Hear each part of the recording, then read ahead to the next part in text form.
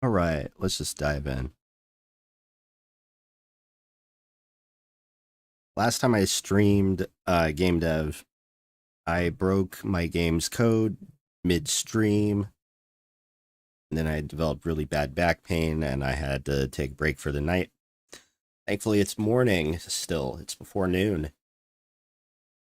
I meant to get started even earlier today, but I've been just taking my time getting rolling here.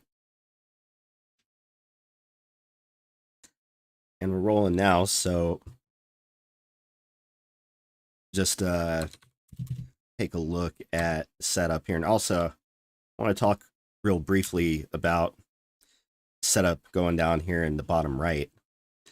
This is actually the output from my personal llama server that I'm running at the same time as I am streaming this broadcast.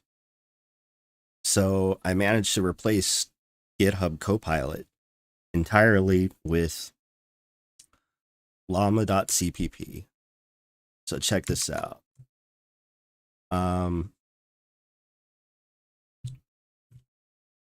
So let me kill the server and I'll restart it.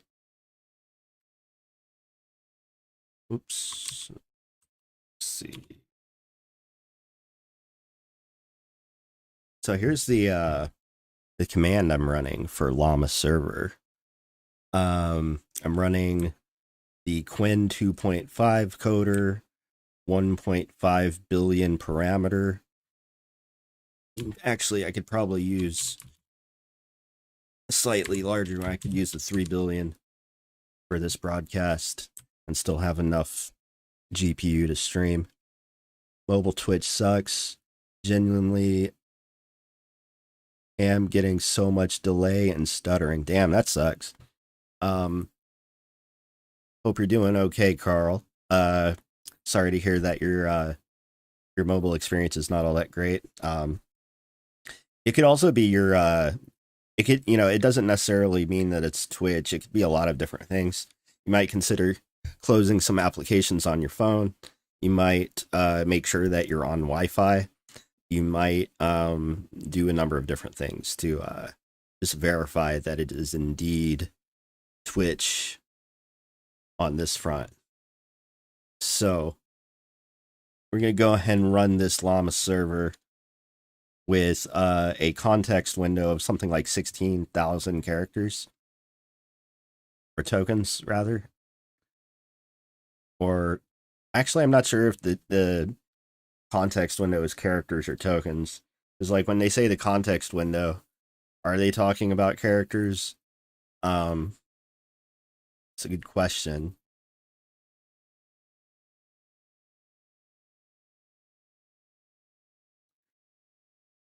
So, and generally speaking, what is a token also, right? I think often the tokens are your characters. So we've got this llama running now, right? And got it basically replacing GitHub Copilot. My neovim is integrated with it so that it can actually query the local server and do autocomplete just in the same way that GitHub Copilot did, which is pretty fucking awesome. So, as I was saying earlier, I broke my game's code last time, and now I have to fix it. And let's see.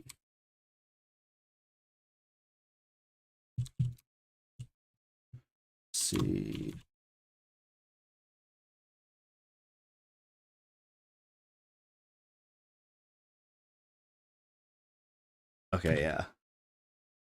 So previously I was actually hard setting the animation when the input button is pressed, right? This is a very naive approach. So I've got to get my terminal back up here. What I do to do it is I unalias ls first. And then I have a command that begins with make clean. And then we list all of the .c files in the directory and throw them into a program called enter, which essentially executes like a watch daemon on that folder or list of files in order to see if any changes occur to any of these files. And if there have, then it runs this particular make command with passing a debug flag into the C flags. And this allows me to at least create a build where I strip out a lot of the print statements that one might be using while debugging or developing a program. So far, so good with the stream. No drop frames in 5 minutes. Not bad. Knock on wood.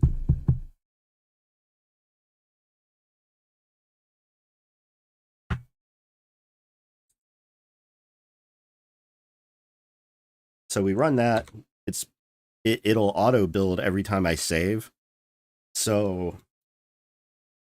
in another terminal, we can run the game, and there's our game.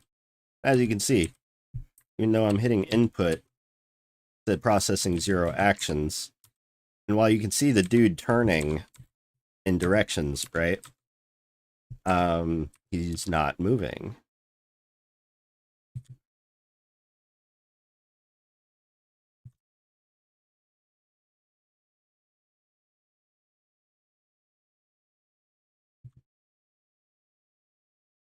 Now, it's also not, I noticed something else too here. It's not processing the camera anymore. And I think this is because of something else that I moved around. So I've got more than one thing I've got to fix here.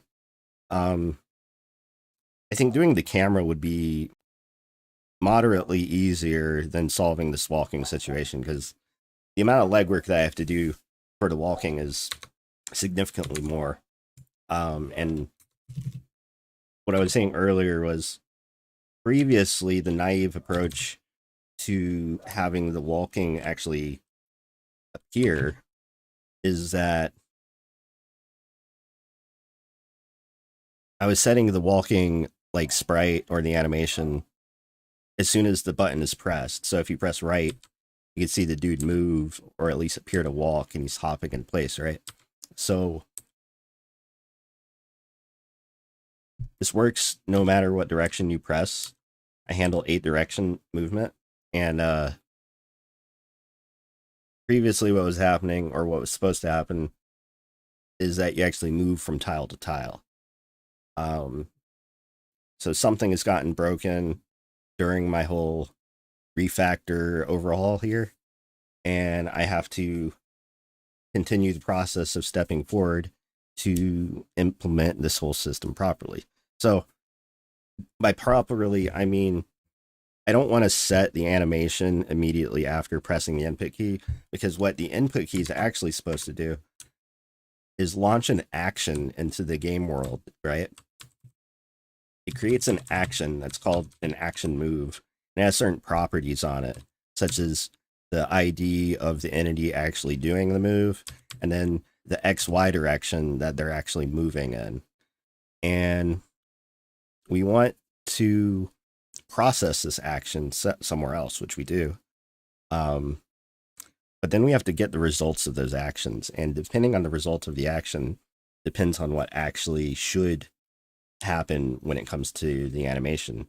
And if we batch everything together like this, then I can eliminate having to like have all of these different like animation sets in all of these different parts of my code base. It'd be a lot easier and a lot better to have all of it in one spot. And that way, like, I don't really have to think about what's happening in certain parts of the code or where. And I want to maintain that, right?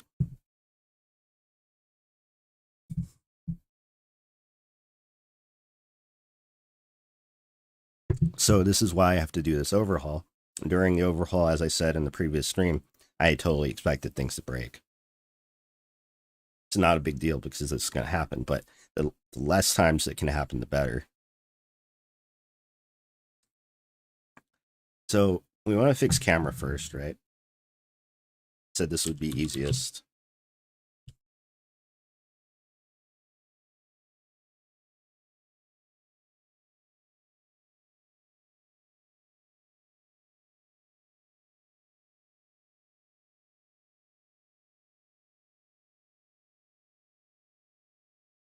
So previously, handle cam input was getting called like constantly, and I had tried to reorganize this so that it doesn't get called constantly.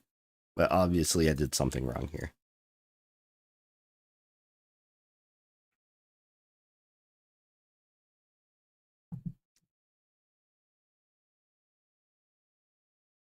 So I saw that the control mode was indeed switching.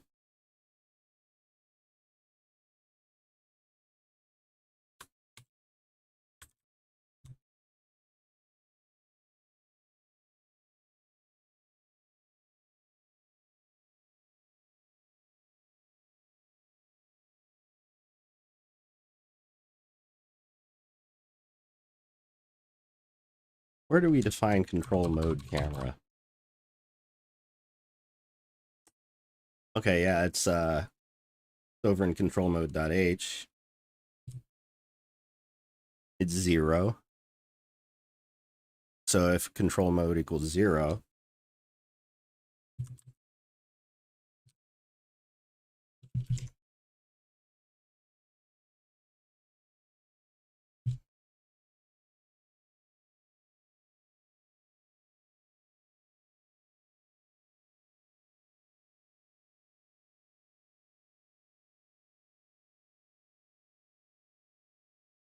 and it's not registering any of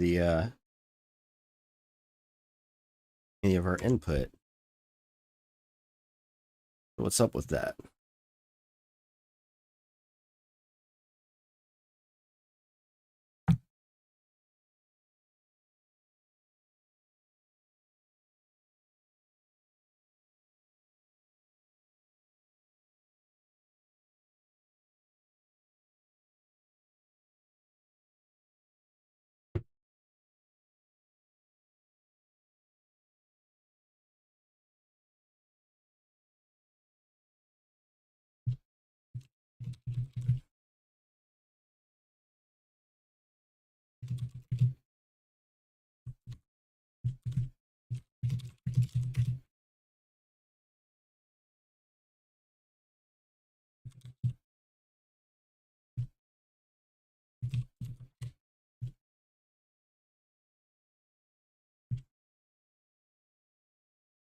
All right.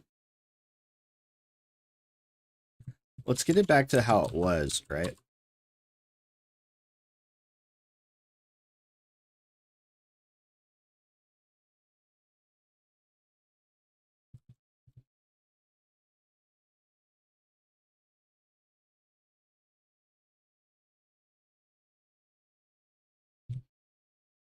Oh, it's returning right away. Jesus.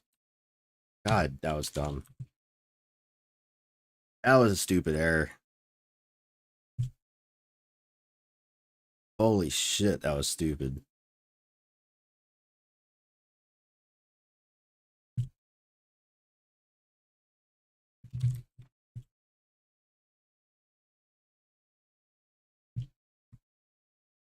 Okay, camera's back.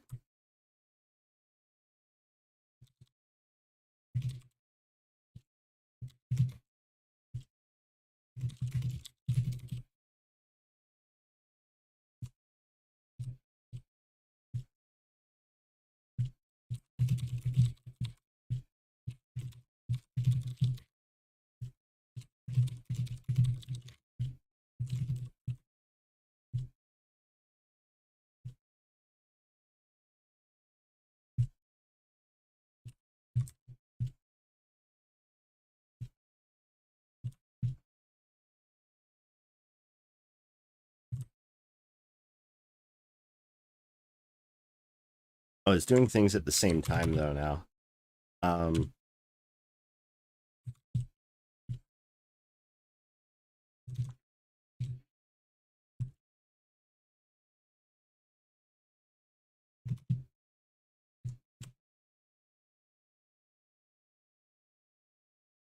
Okay.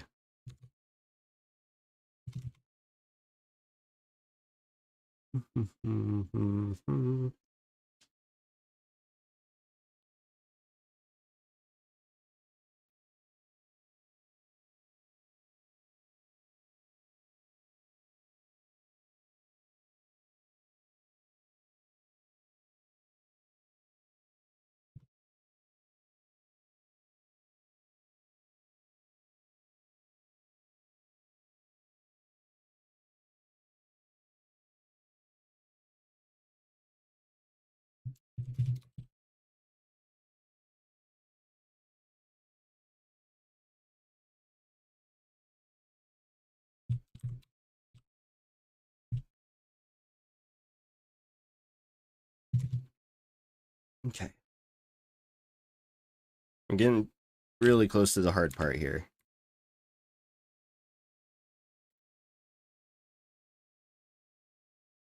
Update, sprite group, move.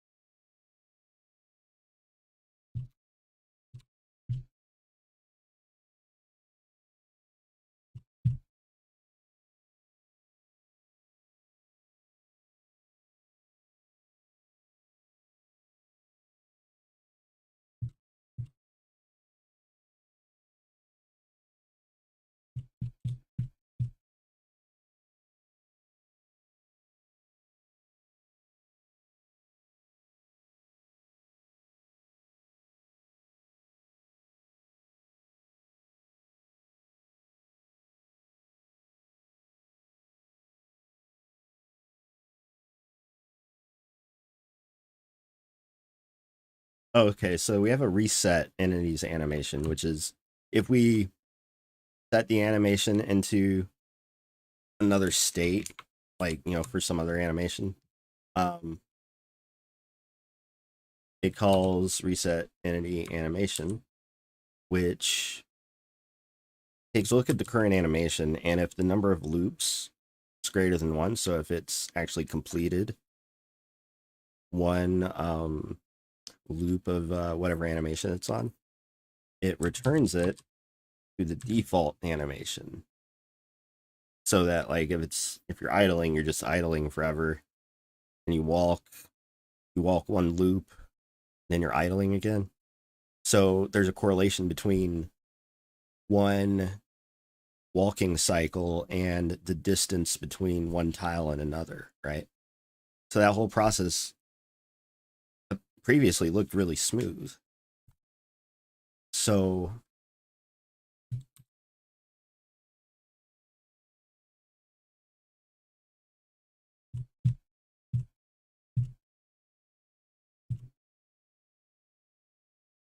I was like hard setting that here.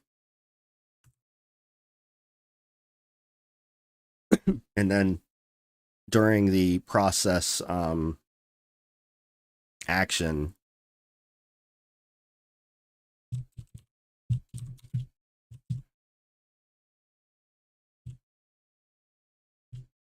we were updating the individual sprite groups move X and move Y values.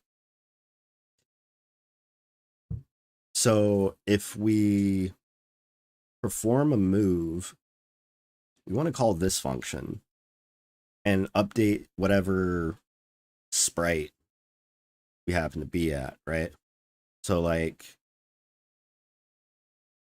when we're processing action results,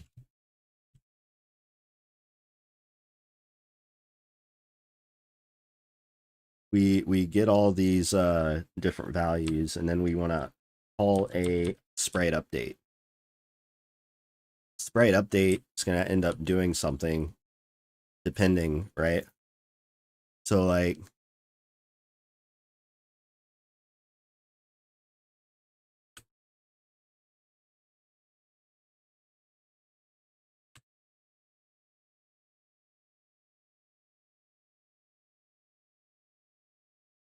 we need to make sure that we're actually, because At the moment, I don't think that this is somehow getting called, because I have a lot of the infrastructure here that needs to be called, but we need to make sure it's actually being called. When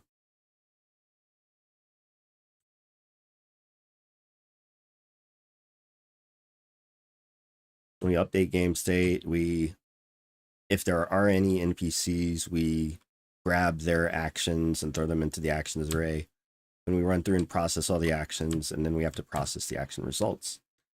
Depending on the action results, it'll depend upon what each animation needs to be.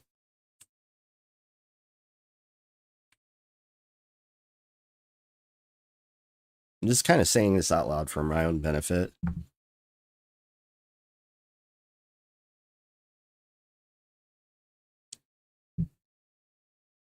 This is a hard thing to do in your head entirely. I don't even have music or anything going, right? I'm like that focused. I mean, I feel like if I were more focused, I would like really be zooming in on like how quickly I'm like actually solving this. But doing it. So how do we know that this is not getting called, right? Because in the handle sprite update, we should be just setting the animation right here. And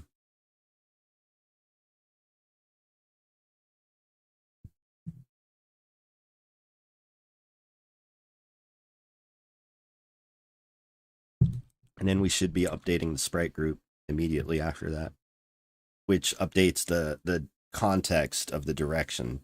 So at the very least, even if we don't get like tile movement working with this step, we want the animation to do like it was doing previously, where it changes from idle to walk and then back to idle. And if I do that, then we can at least wedge in the actual on-screen movement again.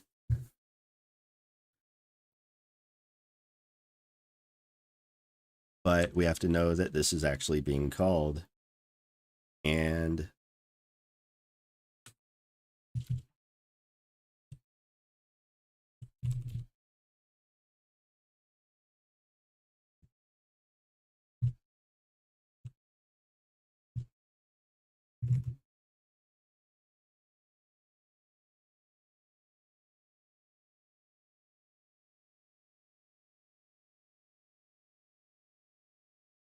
yeah, it's not being called at all.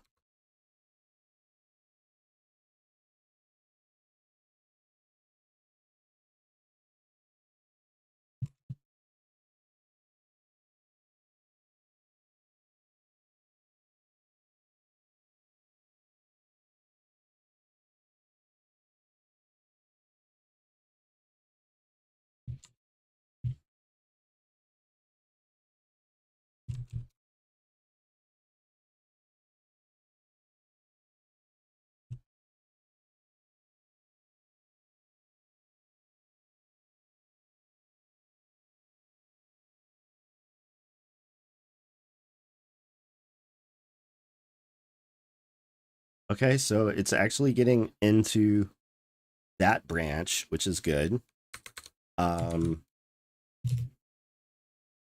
Processing 0 actions though.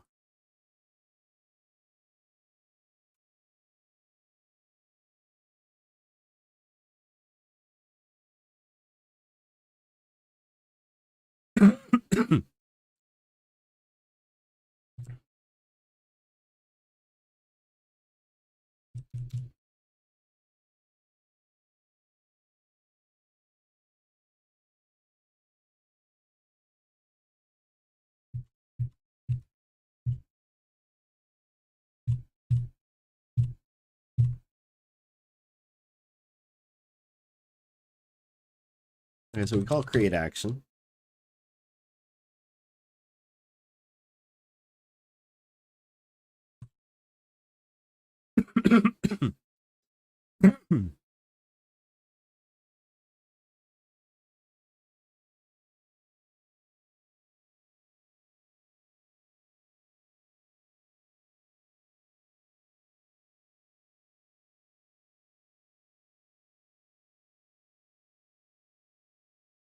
I know this is being called because when I uncomment this down here, the animation does one loop and then gets reset just like it normally should.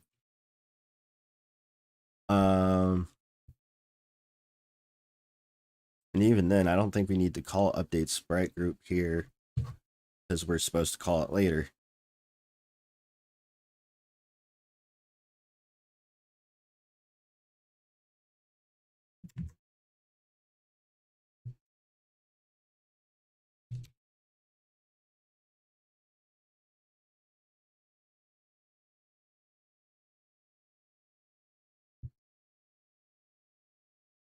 Naturally, the sprite group no longer updates because I commented that out. So the direction having been taken away now.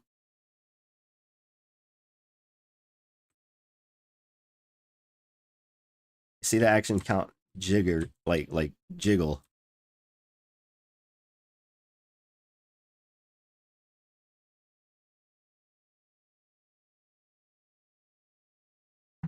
As you can see, the turn is incrementing, so everything is still going in the same loop.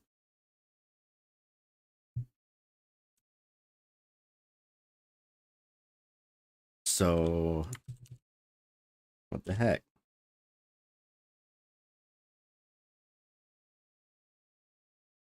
Well, you call process action results.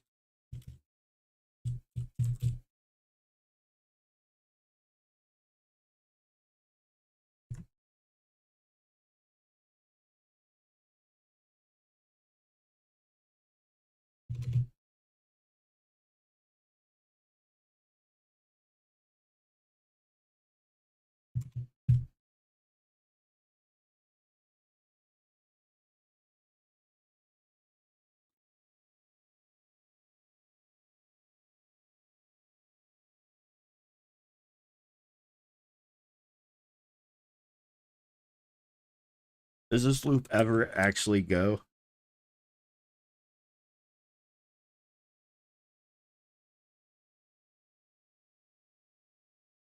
Because what's really weird is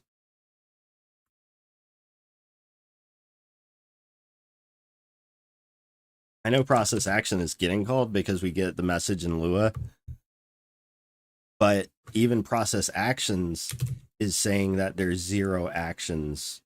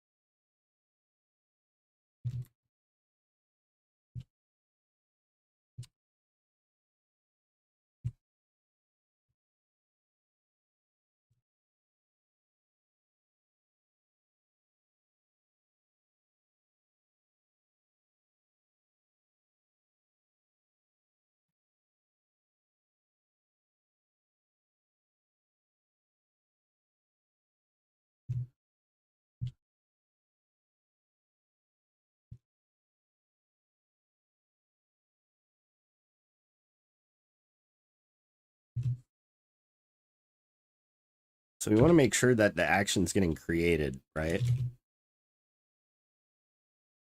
Um,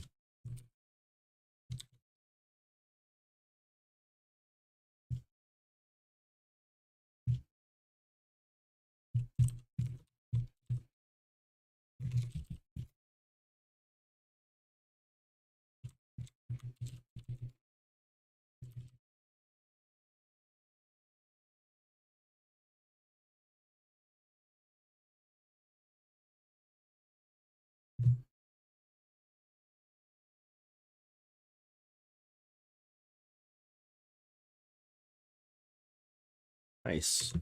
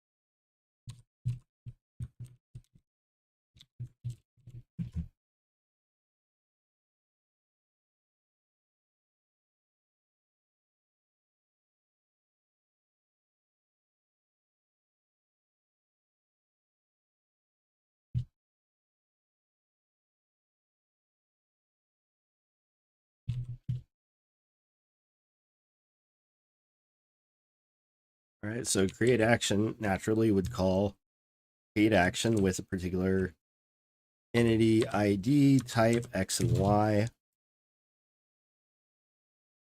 ID, type X, Y, so everything kind of syncs up there.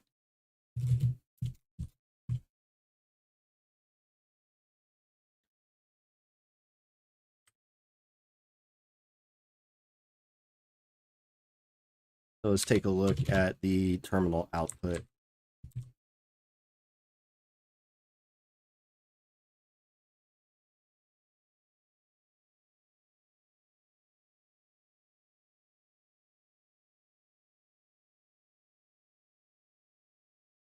So somewhere along the way, I feel like it's clearing the actions before they get processed.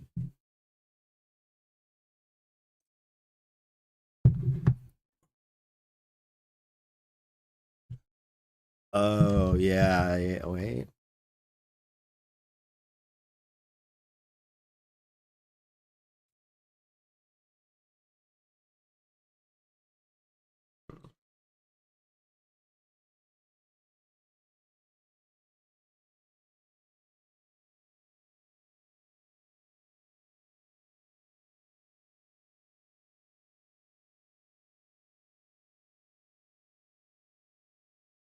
Oh, wait. Wait.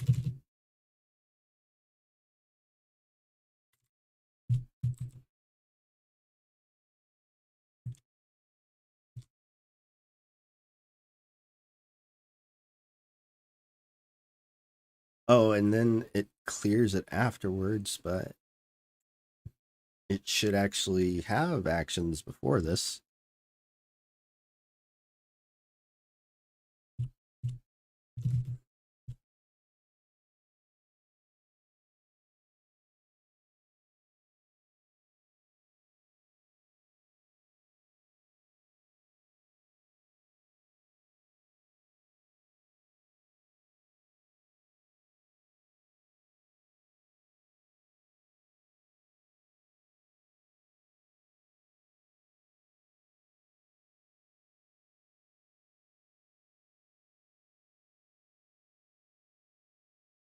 We wouldn't need to clear actions here if we're doing it.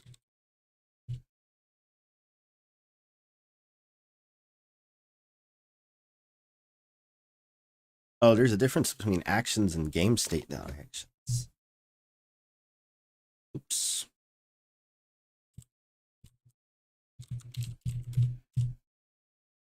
Yeah, see, process action is actually acting on game state dot actions, but actions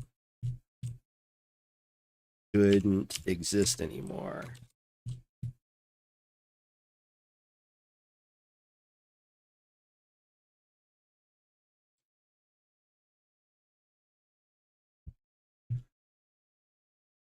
Okay, so process action.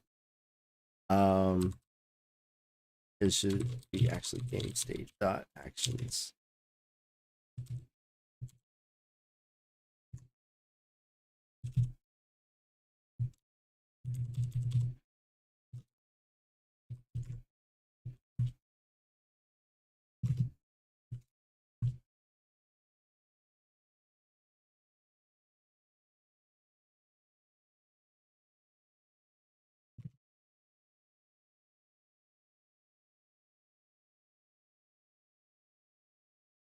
Okay, it actually sees the one action. That's good. That's good.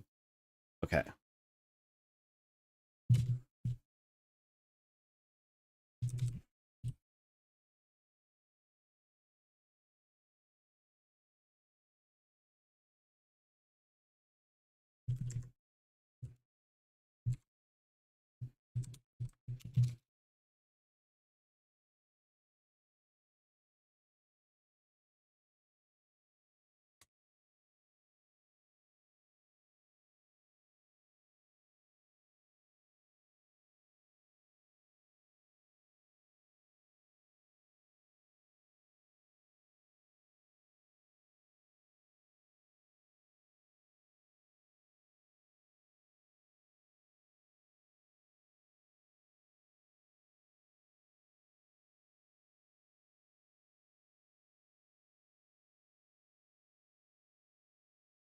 Did it not build?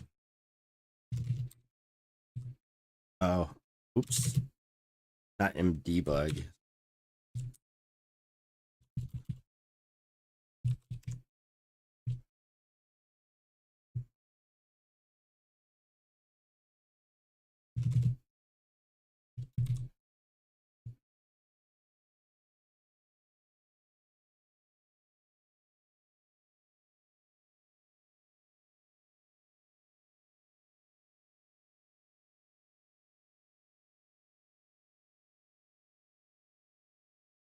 Oops. That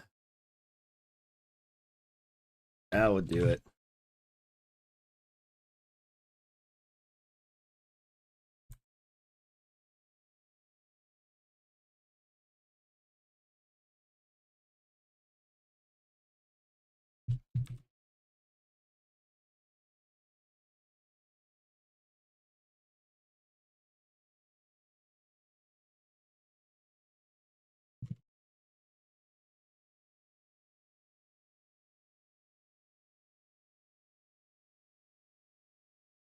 Hey, baby.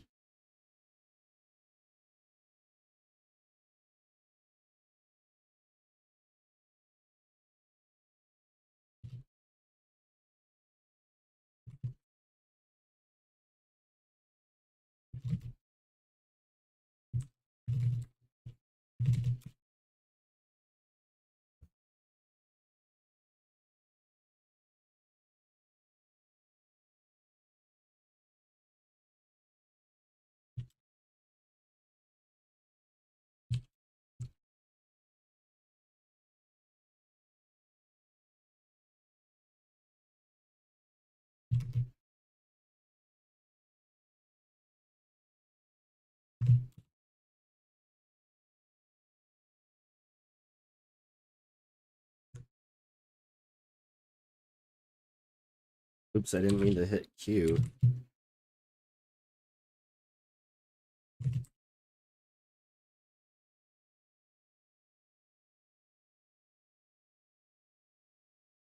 Uh-oh, action result count is 0. That ain't right.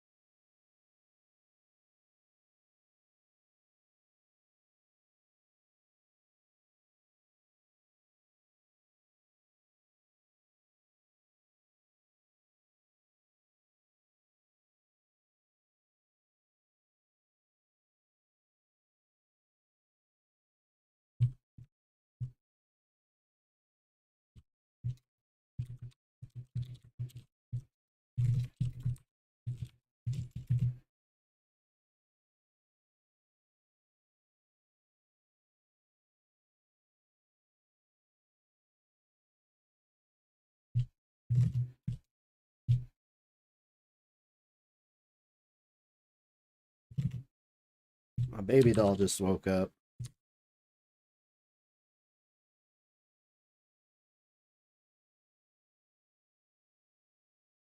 Action result count is 0.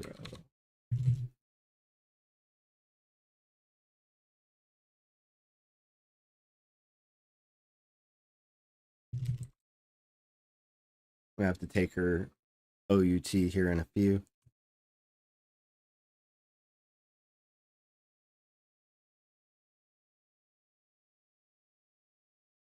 I'm gonna get this shit fixed.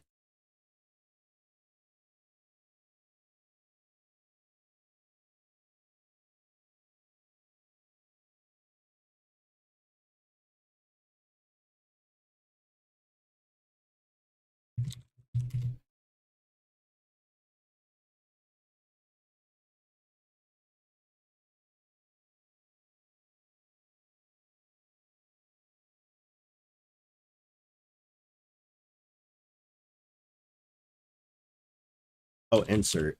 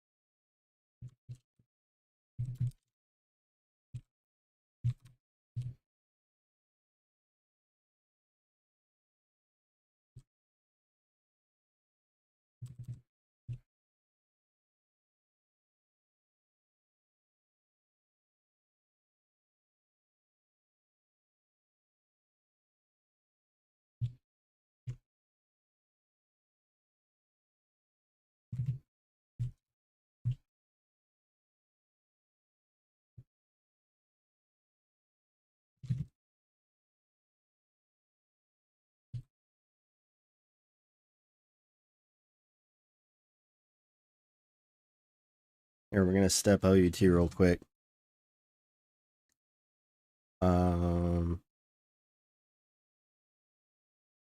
There we go.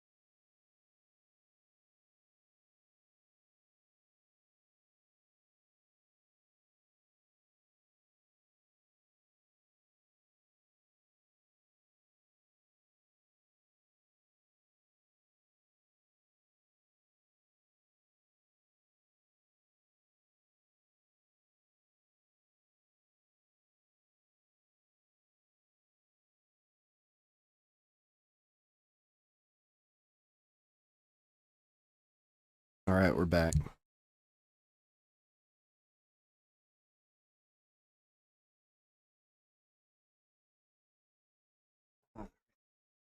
Lights on now.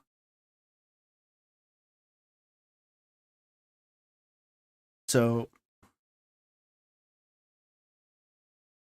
the problem was that we weren't adding action results properly, I don't think. So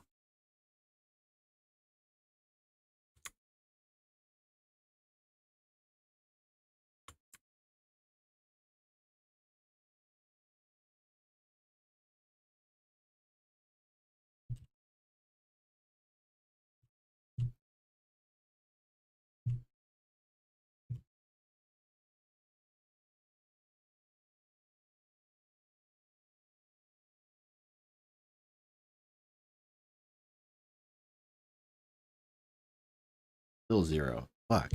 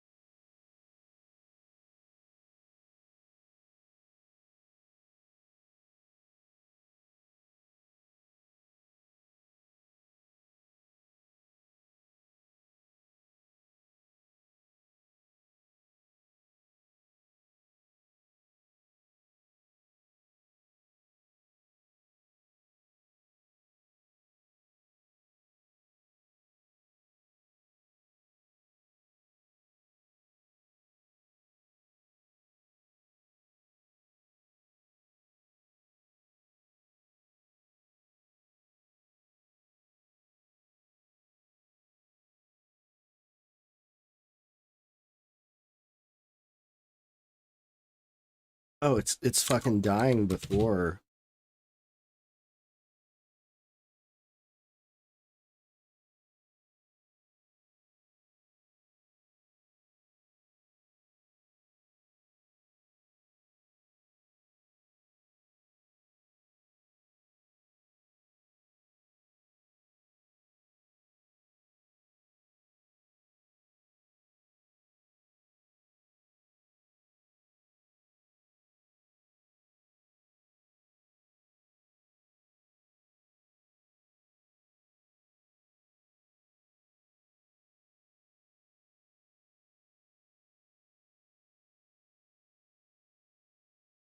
Yeah, see, like,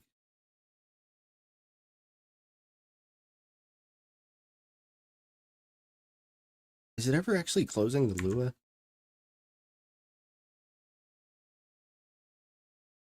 Yeah, it's never actually getting down here.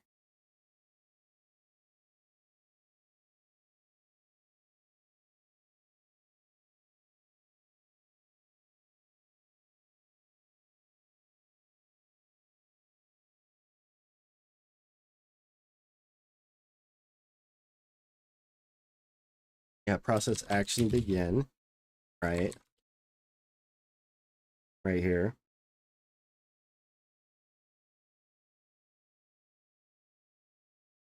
Then what the fuck is happening here?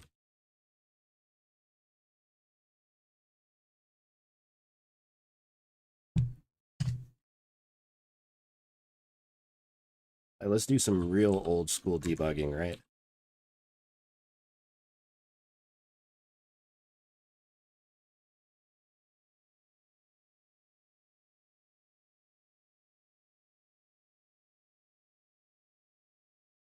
Somewhere in here it's dying.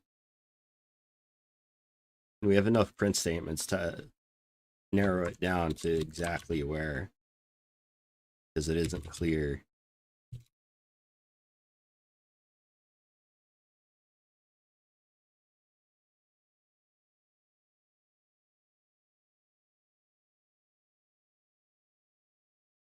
Oh, it's not printing any of that.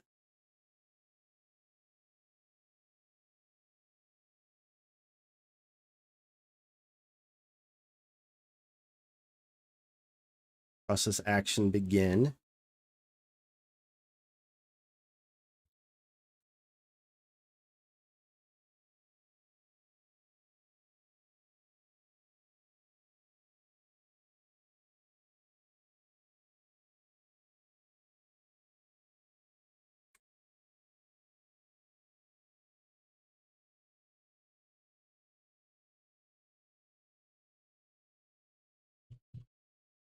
Why aren't these printing out? We should also print out what the index is up here, right?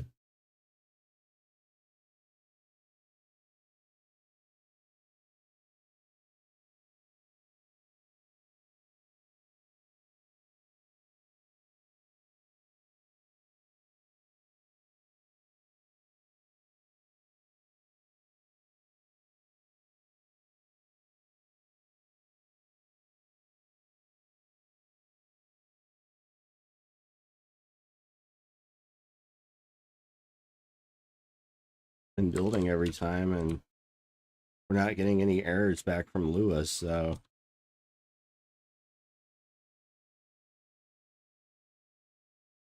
what the actual fuck is going on right now?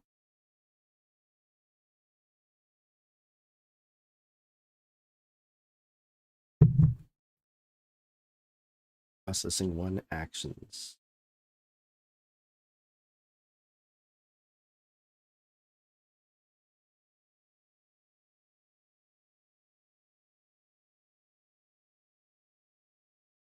Now something's wrong with the print statement. Because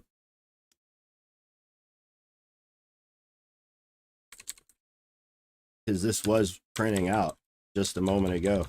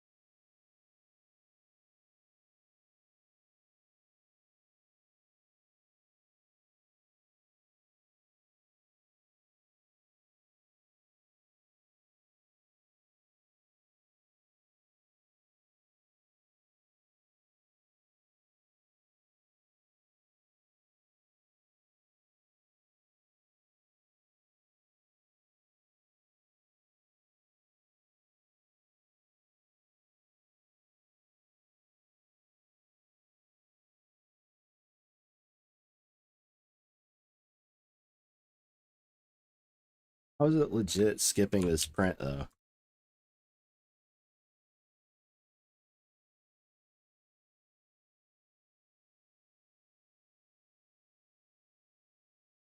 I didn't think this was a problem.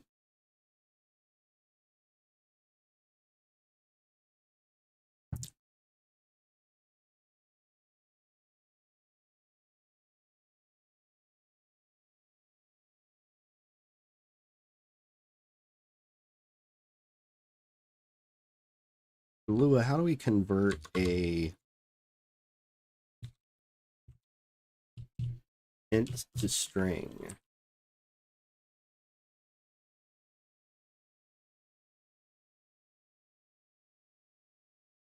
We should be able to do toString.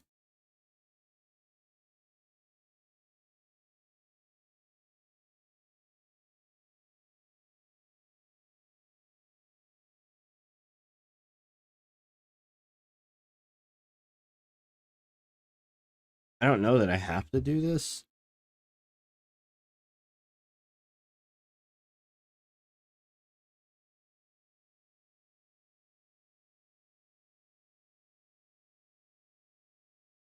Oh, okay, okay, we're a lot closer.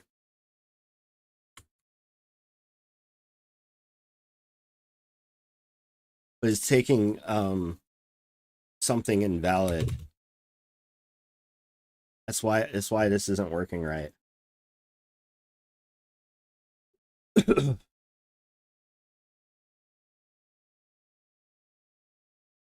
Crazy that we're not getting any error from Lua about it.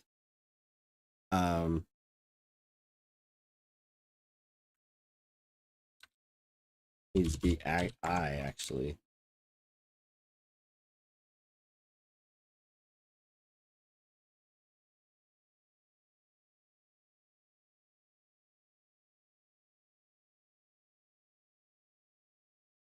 There we go. Okay, okay. Things are starting to look up. This is good.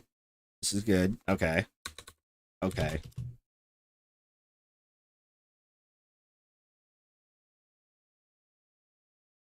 Okay.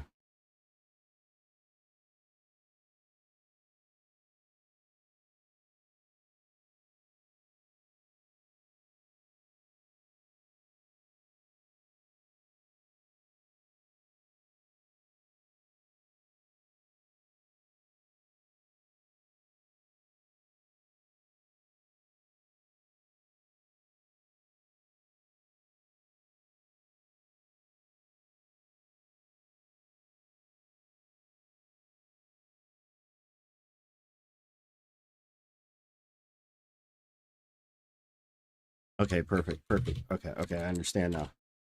Um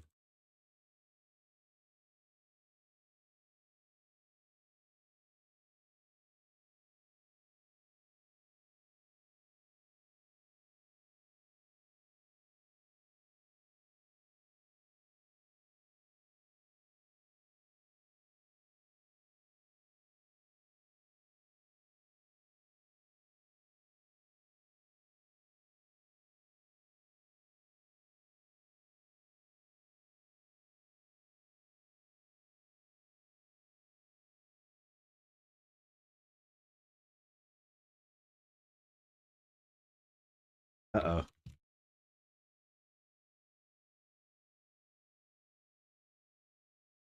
It's not getting down here.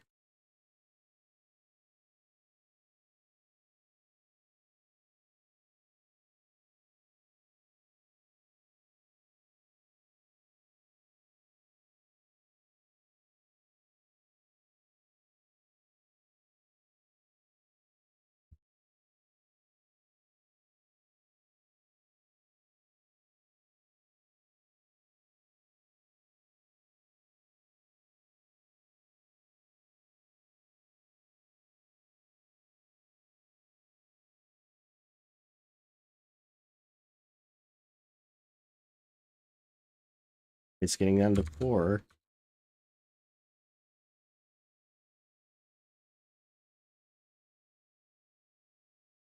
Why is it not getting down to the next one?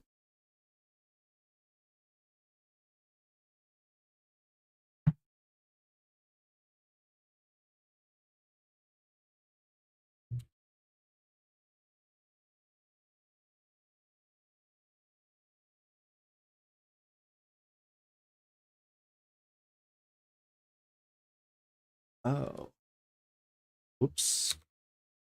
It's table.insert action results, comma result.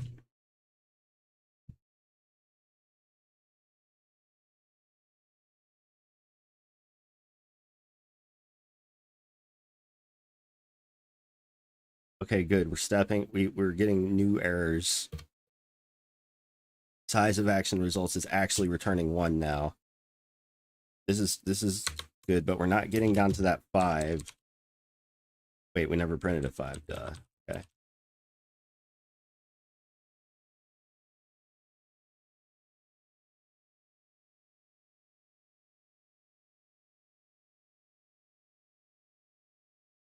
Turning index.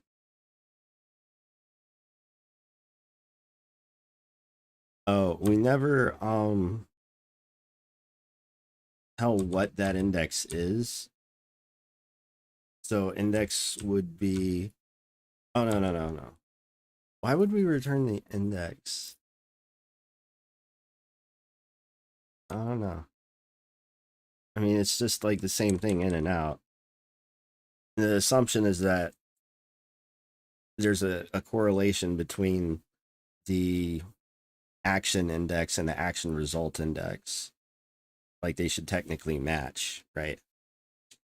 But it is also possible that an action ends up creating more than one action result. I haven't gotten that far yet, but if I wanted to plan ahead, what we would want to do is instead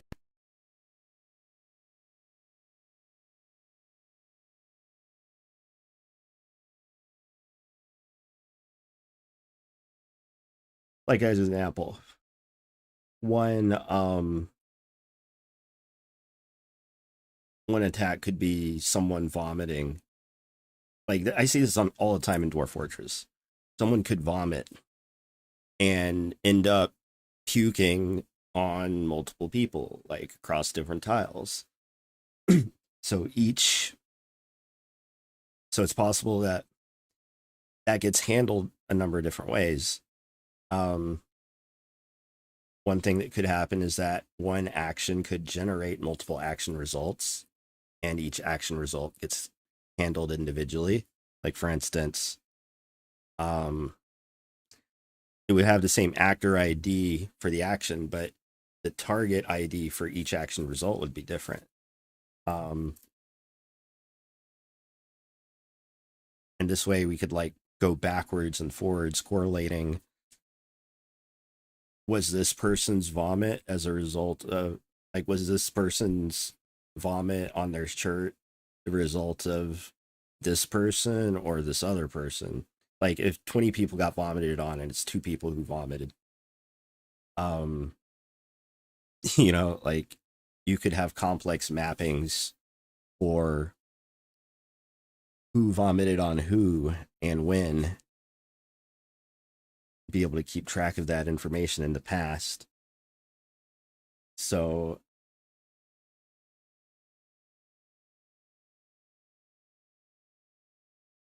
we don't want to return action ID.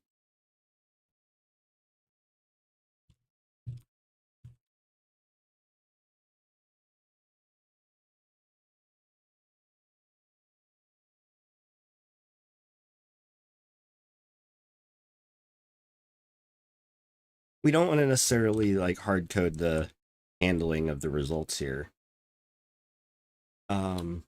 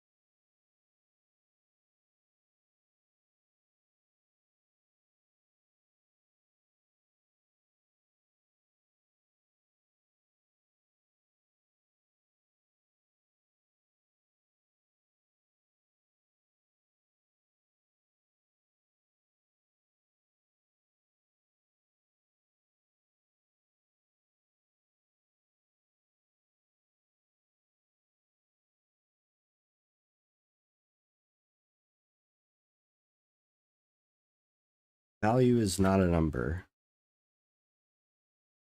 Interesting.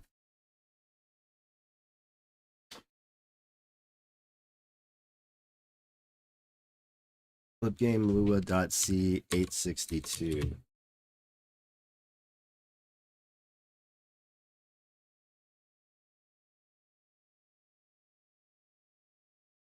Hmm.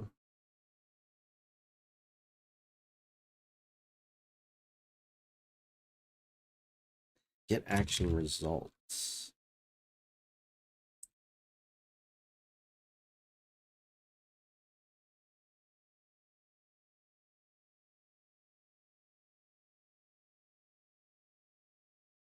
Index key.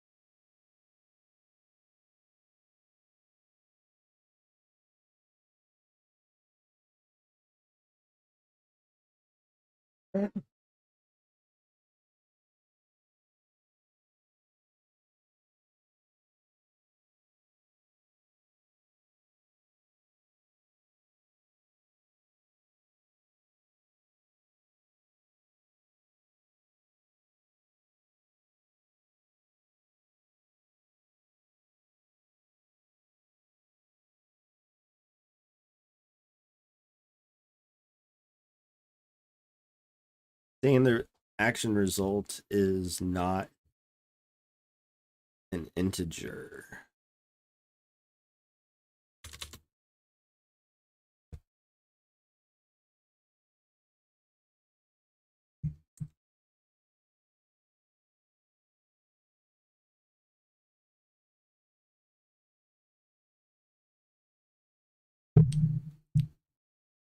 One success.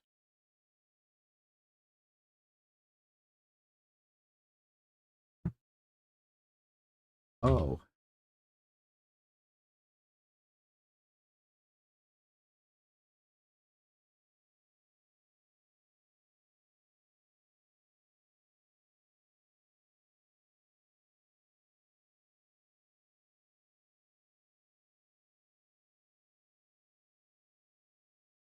It's not a number.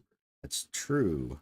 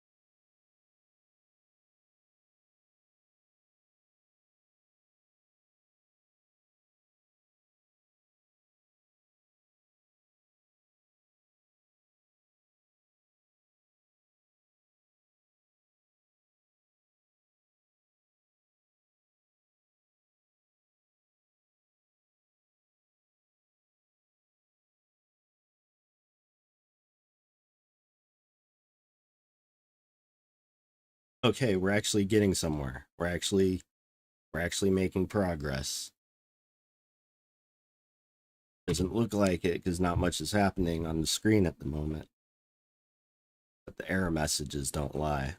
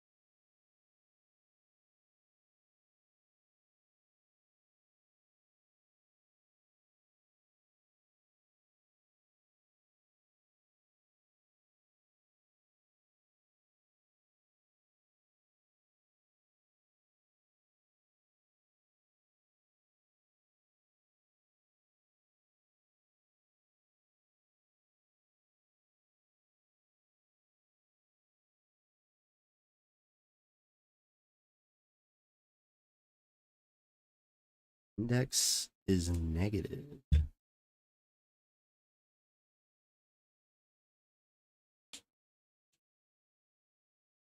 So our main dude's ID is 1, right? Like I was saying earlier, there's a correlation between everything in the entity IDs. The in-game entity has an entity ID that is shared by its sprite, or rather its sprite group, because one entity can have many different states, such as walking or standing, or attacking, or blocking, or whatever. So let's think about this.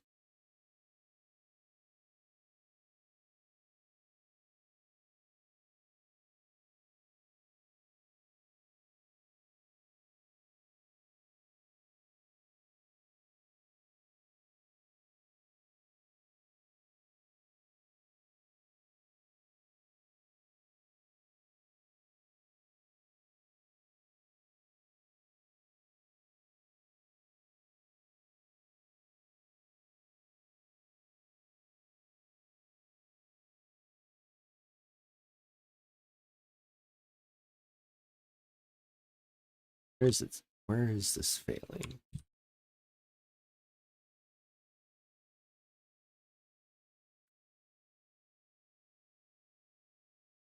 Oh.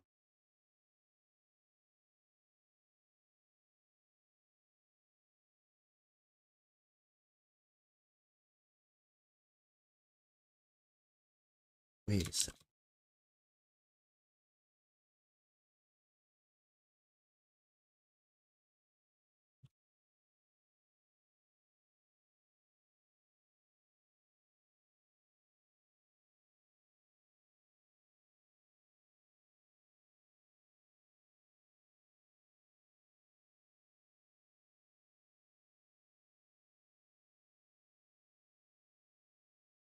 And we do this in a lot of other places.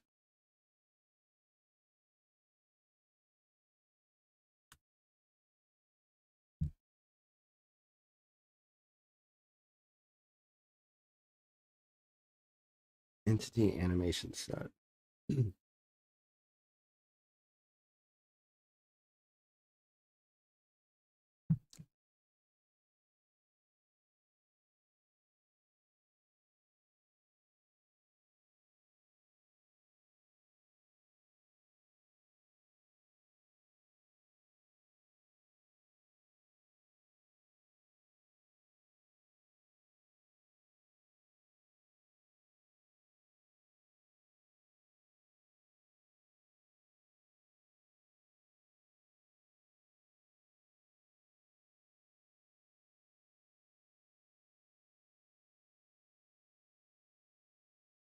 So it's getting into entity animation set. How is index negative though?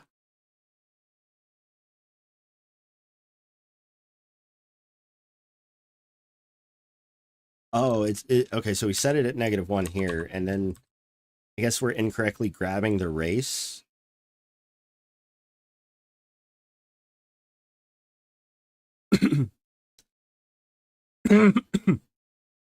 So the race of the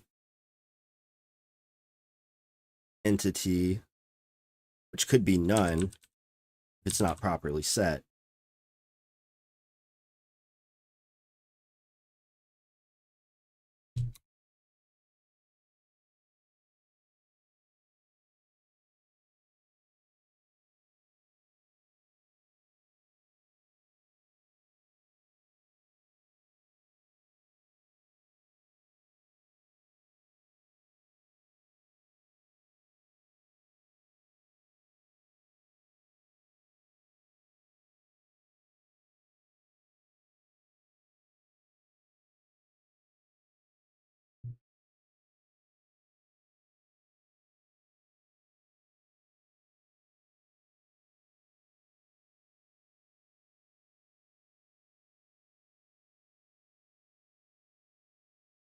That's what I thought.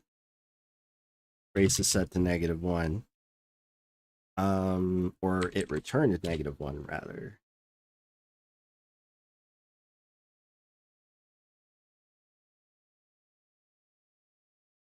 race types none, race types. But actually over here, none is 1. So, oh, it's lowercase race. Yeah, so we return -1 if like you access a property that doesn't exist.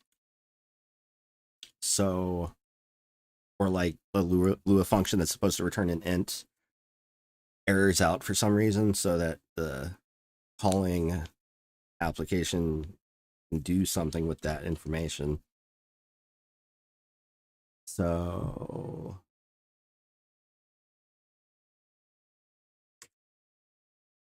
actually lowercase race.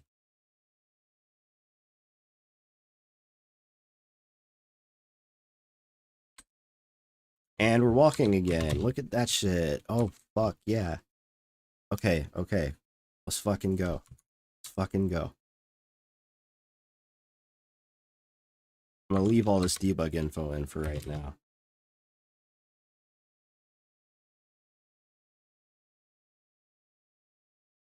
But we're gonna check our code in.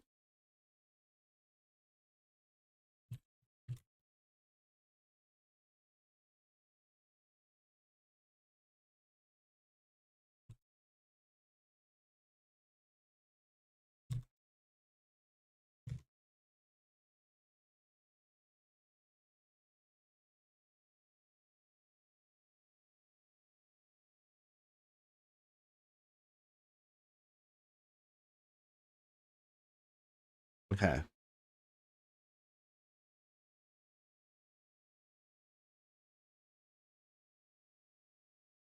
Another way to write this.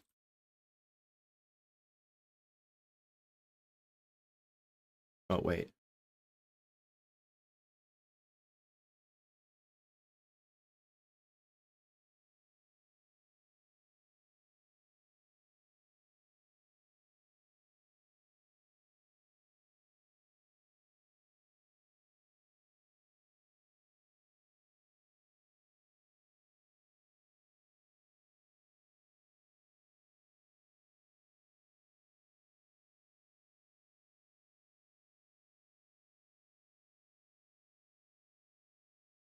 But in this case, we wouldn't get the info about this stuff down here. So we could actually do a check after this and be like, if anim equals -1, then we can still print that it's not properly set. And that's a little bit cleaner, just a little bit cleaner.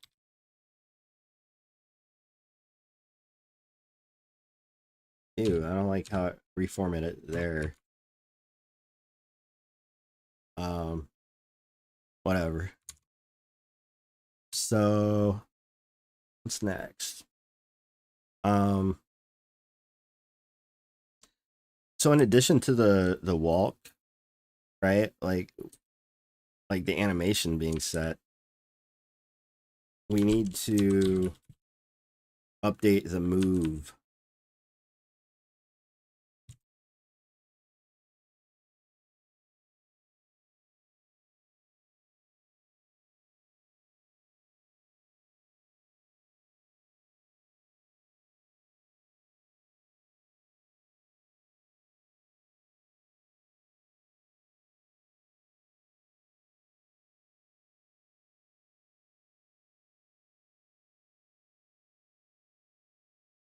We may not need to update the sprite group a second time.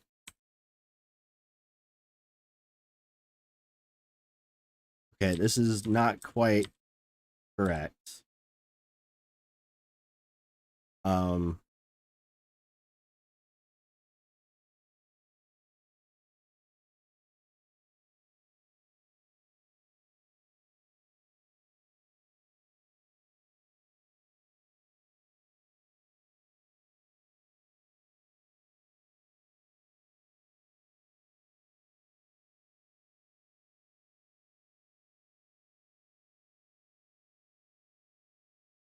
Oh no, we don't want to do update move. Update move is like what gets called once there is something set.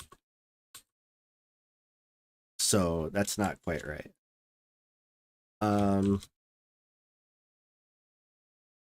You think about this.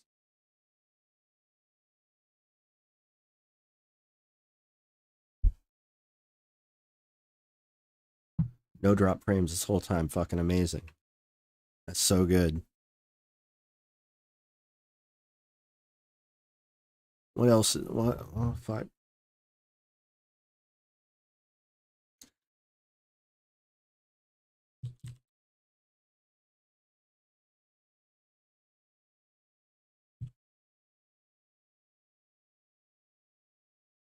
There's update sprite group move, and then there's update smooth move.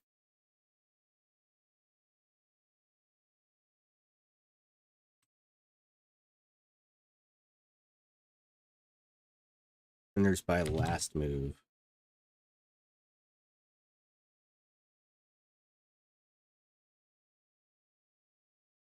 Oh, okay. So this actually would calculate the size of the move that we would want. So this assumes that last move gets set on it, but maybe we don't want to do it by last move anymore. Maybe instead we want to do it by what was grabbed from the process, from the action result, right? So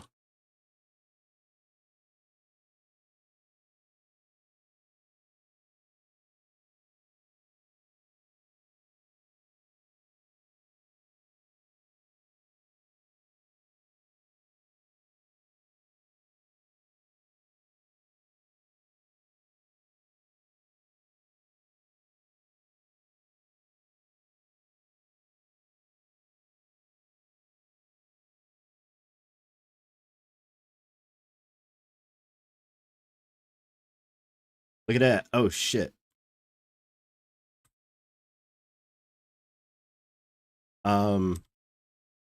It's not quite good, but we're getting there.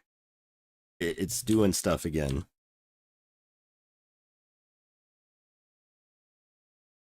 I shouldn't be going off screen like that. That's a hard no.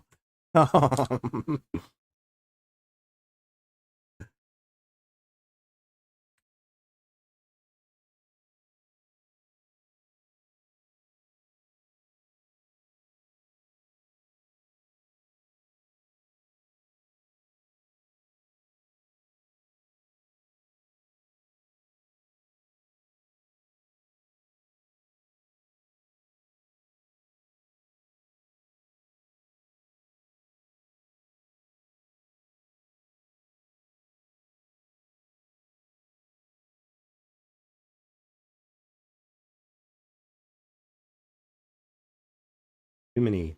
Too many. He moved too many. Oh, he's moving far too many. No, we don't want.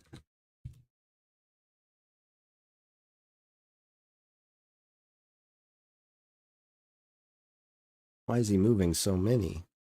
He should be only moving one at a time. He starts off doing that, but then he gets wildly out of control. Update sprite group move.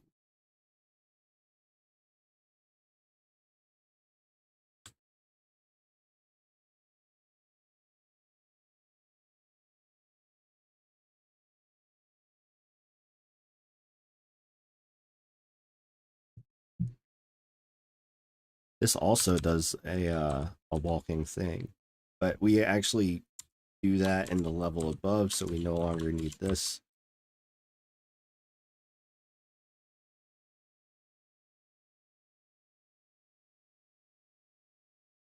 And then we actually call update sprite group in here for that particular.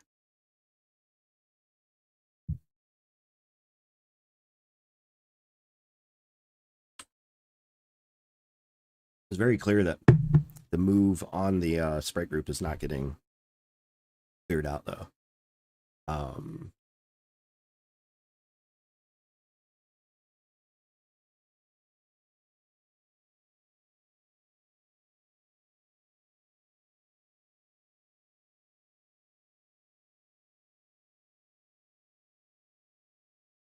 He should not be moving down to the bottom right.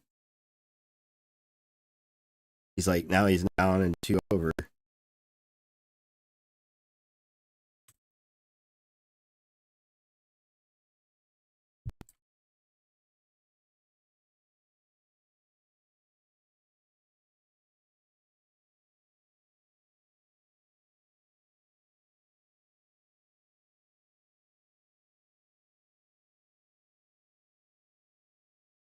Yeah, he's like moving way too up, right? Like,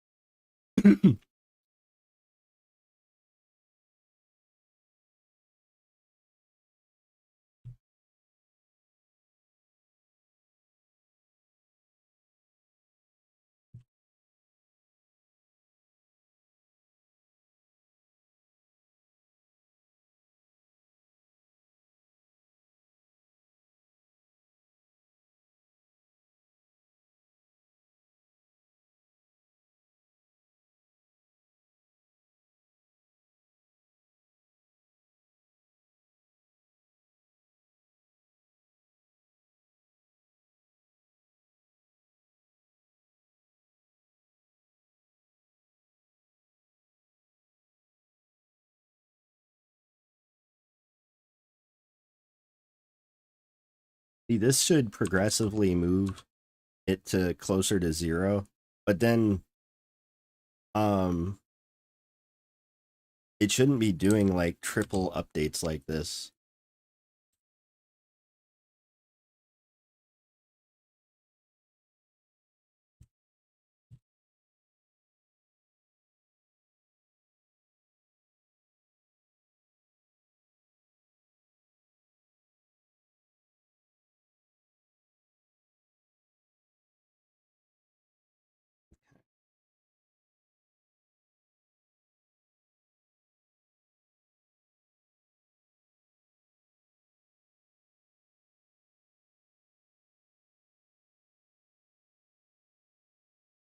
This is actually updating the sprite group in there for us once already.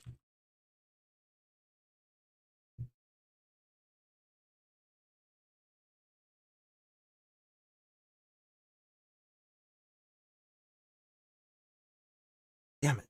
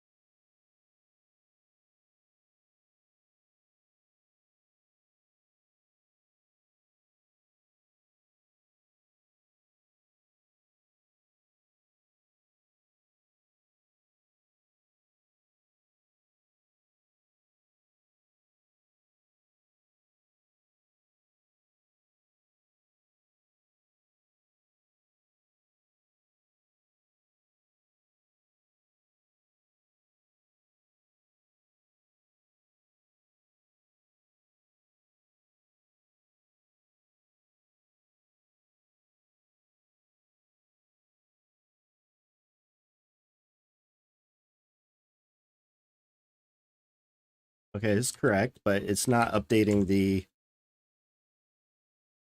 uh not updating the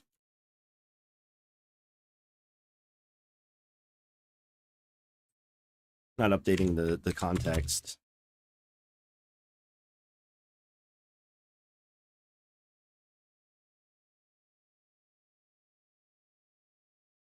Oh, the direction has to be like 1 and -1. So this wouldn't work anyway. Um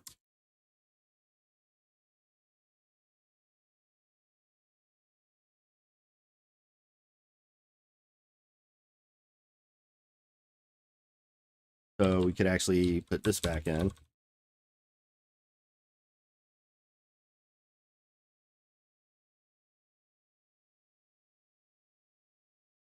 And we're back to normal. Thank fucking God.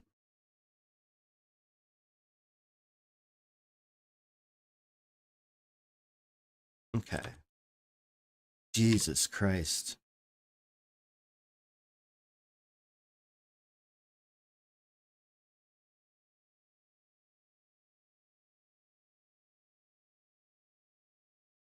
this isn't even all the shit that I need to do, man. This is just one of many fucking things that I have to get rolling. So with this whole loop now working as I originally intended it, we're setting animations based off action results. So in the handle sprite update, after we process an action, we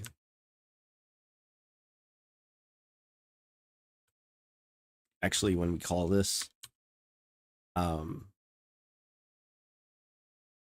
grabbing some action results, result of the action, or of some action, right? And depending on what that result was, do something different.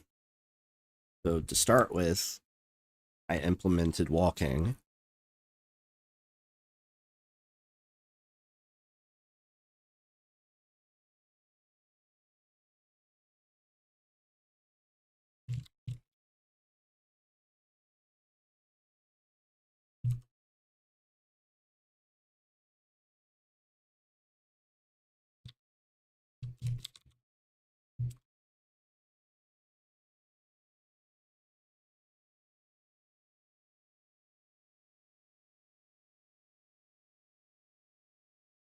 Now he should not be moving out of the screen like that.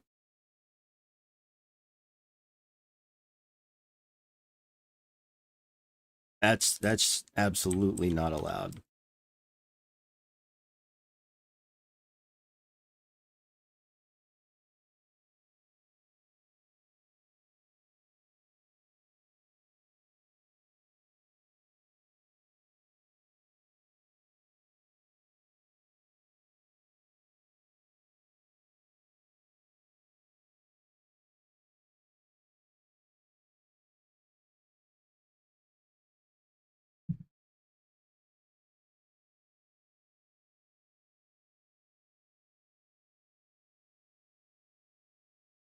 The game has also gotten out of sync about the hero's position.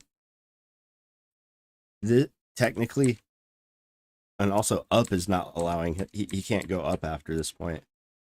The position is out of sync.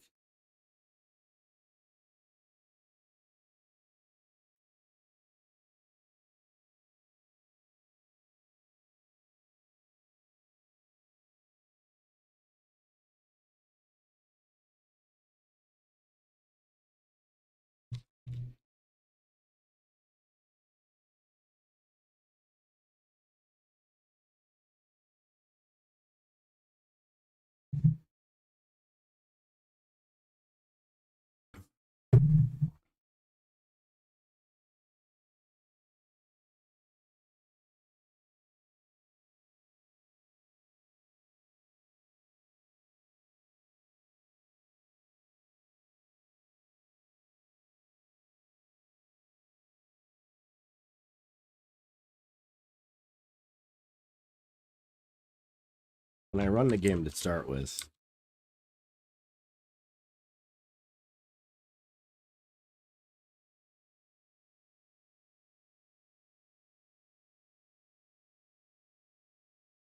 three.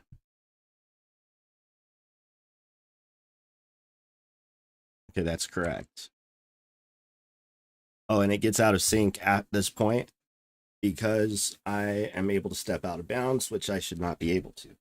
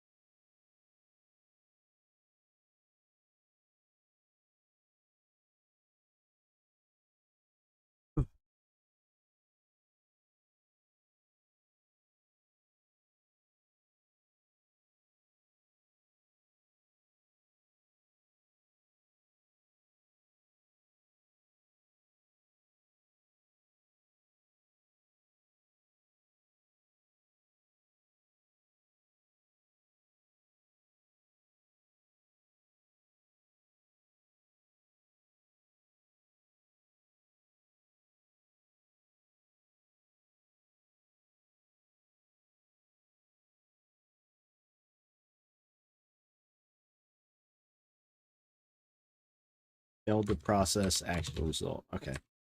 So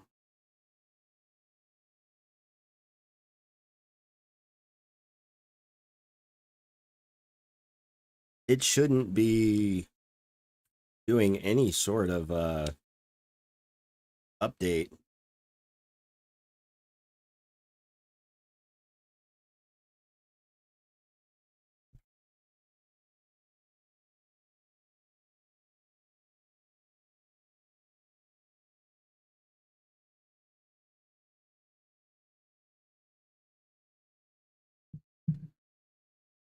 Because we're not clearing the result or the action result array after we process them.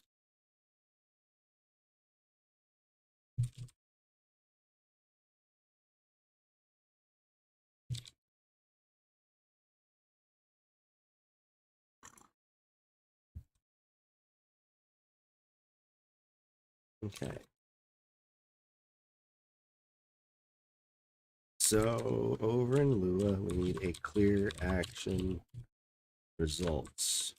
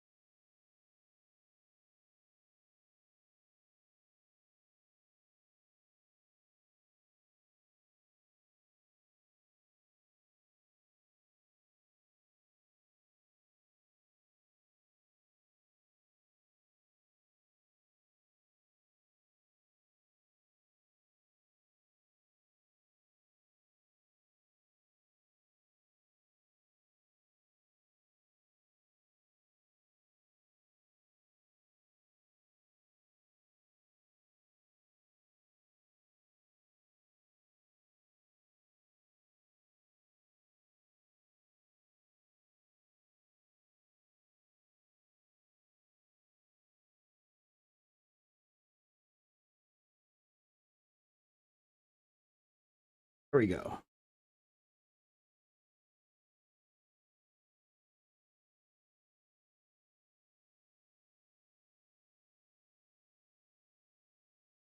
Normal movement has been restored.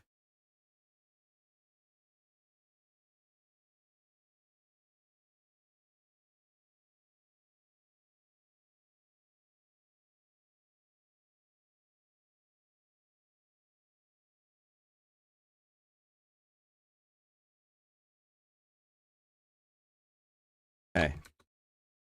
Feel good about that.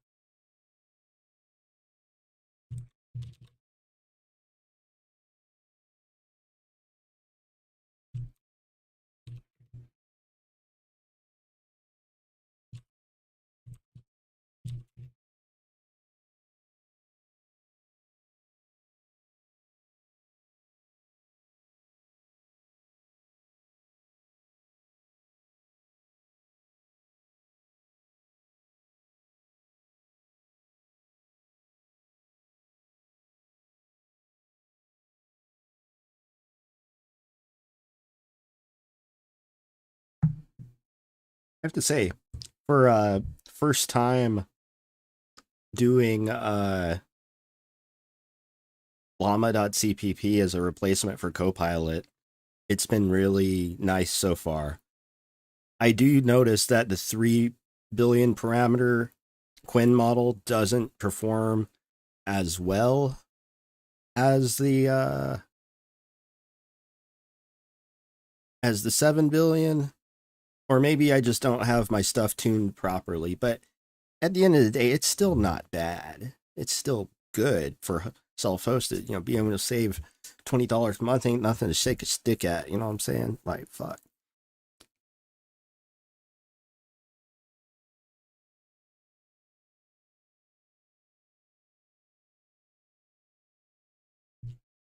All right. Got some stuff done today. Can't say that I haven't been productive. Um,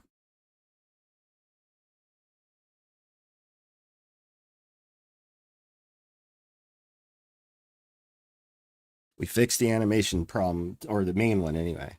But I do need to explore how I'm going to end up patching the animation queue. So we have the default animation, right? And we're keeping also a little bit of track of like what the previous animation was if we need to like reset state. But like, so imagine, if you will, that we're able to, in a single turn, have multiple animations. Let's say that we do something like,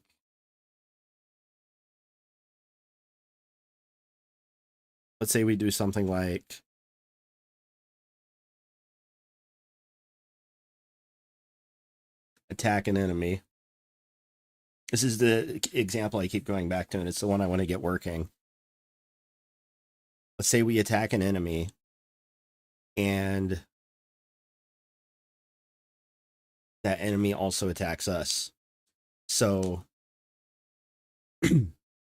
currently it should be easy to get them both doing an attack at the same time. But what we really want to happen is for the player's attack to animate first, and a damage animation to animate on the enemy while that attack's occurring. And then immediately after that,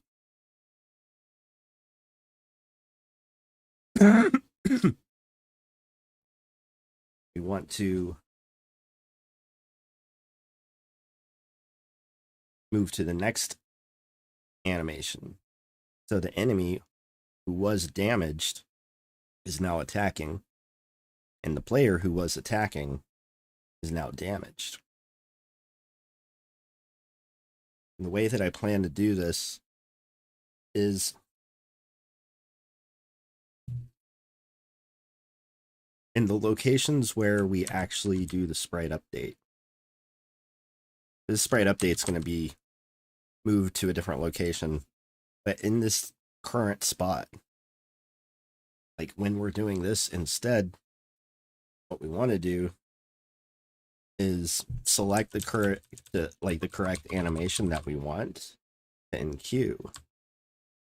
And then instead of setting the animation here,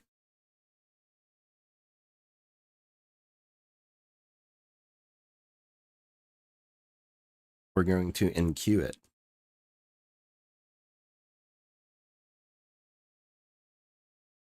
And similarly, at the same time, we can also do the sprite group move and update. But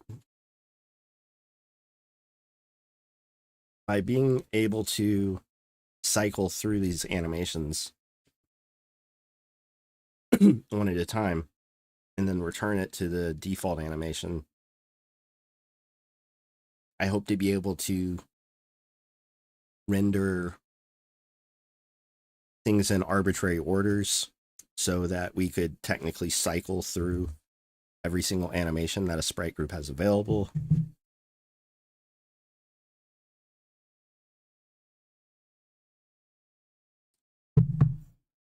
At the end of the day, the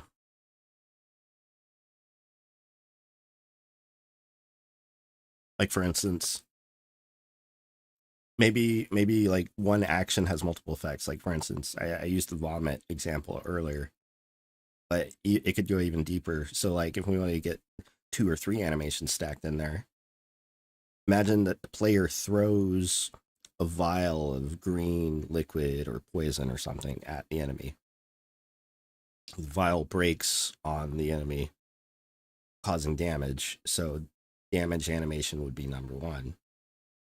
And then immediately after that would be a poison animation of some sort, right? And then any actions that that enemy might have taken that turn would then get animated. So actually it is a question of where to do the proper sprite group move update. But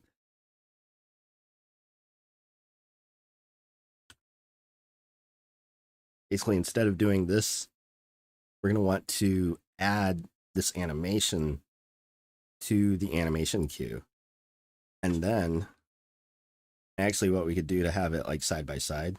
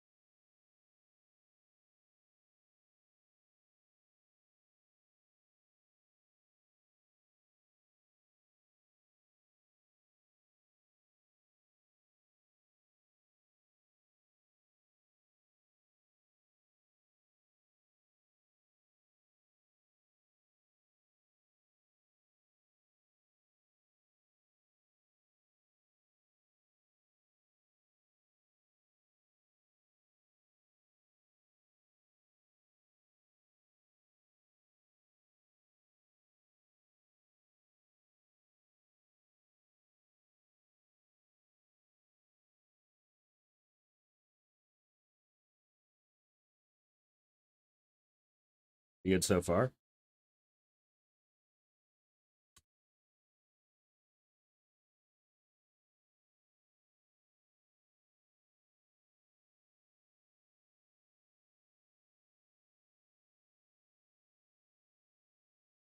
Oh, errors. Wow.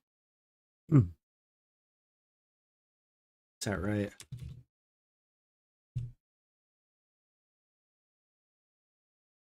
Well, you have a function to do this already. Enqueue animation.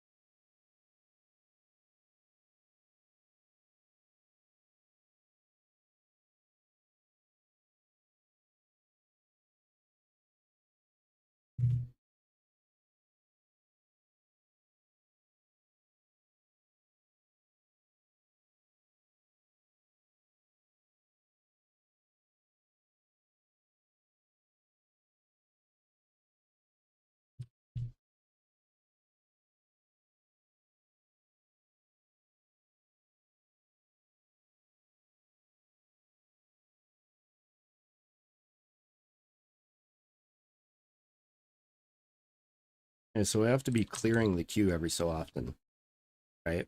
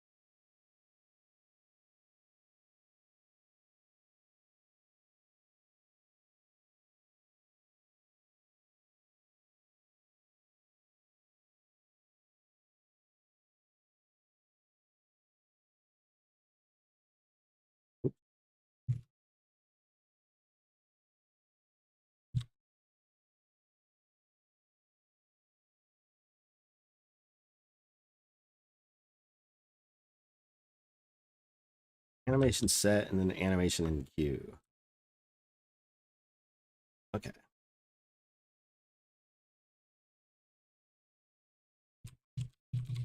We can technically do them side by side at the moment because there's no impact. Right? This is like building out the new infrastructure side by side with the old infrastructure. So that way nothing breaks. And then when we're ready to do the switch over, it'll be a piece of cake.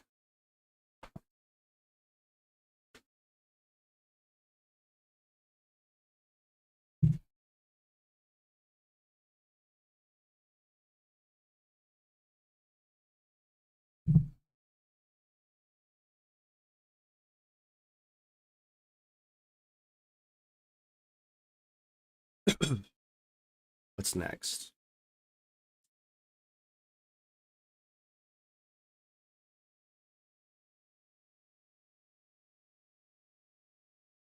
Essentially, we would be calling animation set somewhere else after we perform this in queue, right?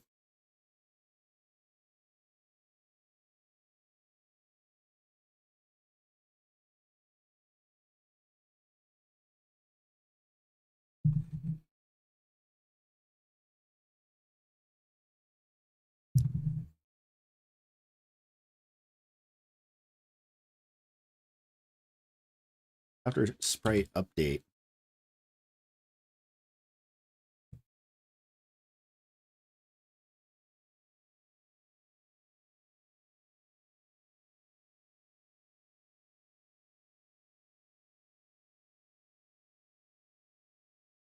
So really this would be handle sprite animation in queue. And once we have finished looping through all of the action results, all of the different sprite groups would have animations enqueued.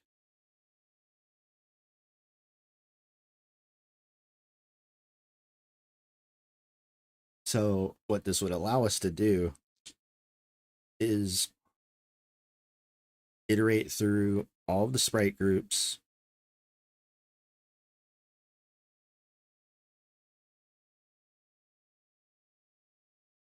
and depending on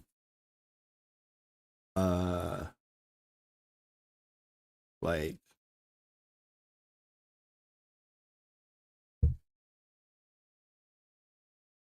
depending on whether or not they have any animations in queue. So if they have no animations in queue, their default animation is set. If they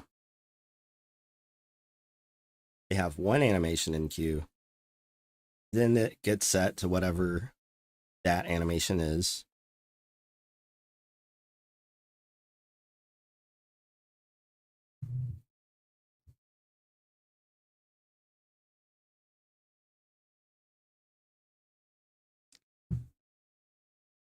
Once one loop of that animation is done, its animation counter is incremented to the next item in the queue. If that counter exceeds the number of elements in the queue, then we reset to idle animation or default.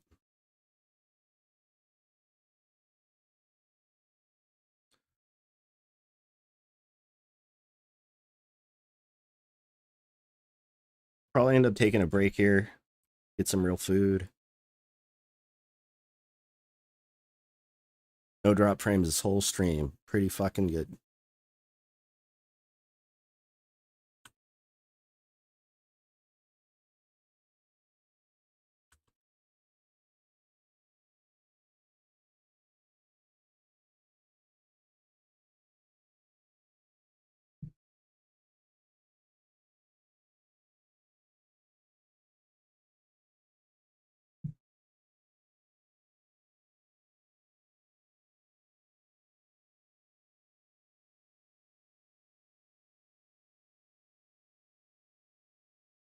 Your actions.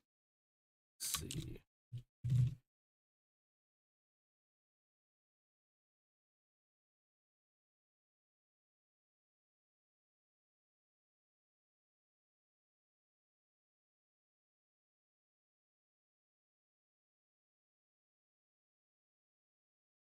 Oh, see the animation queue is now full because we're never clearing it out. That makes sense.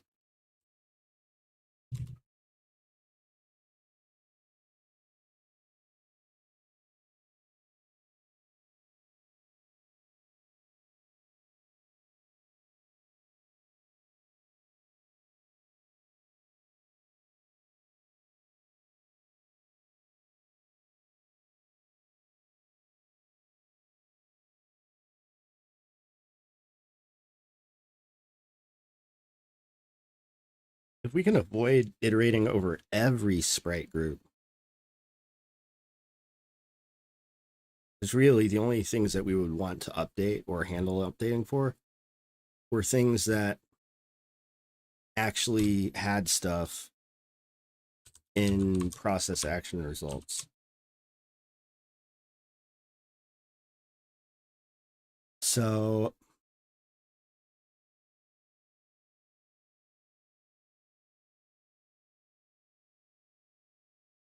like in order to actually get the stacking, you have to think there are two actions that are going to be occurring. So there's going to be two action results. The first action at the moment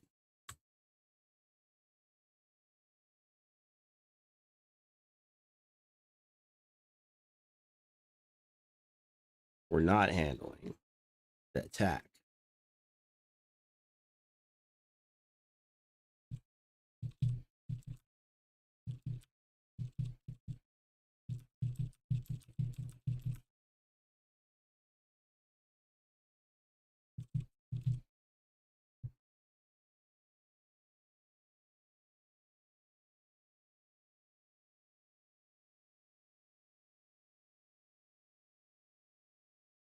So in this case, there would be no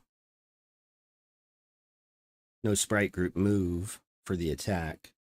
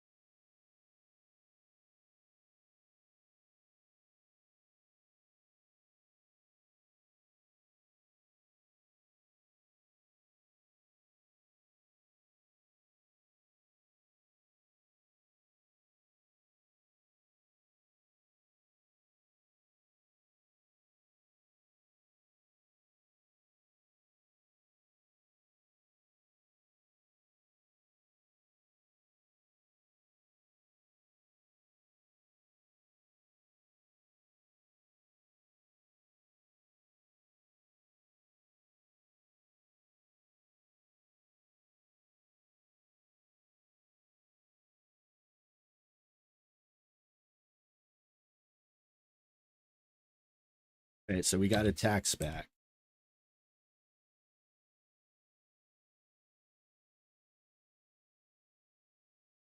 Pretty good.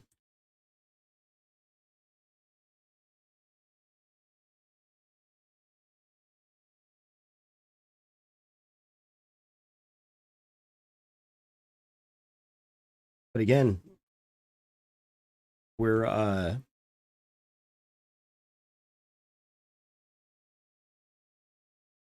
this sprite update is specific to the actor ID. A particular action may or may not have a target ID, right?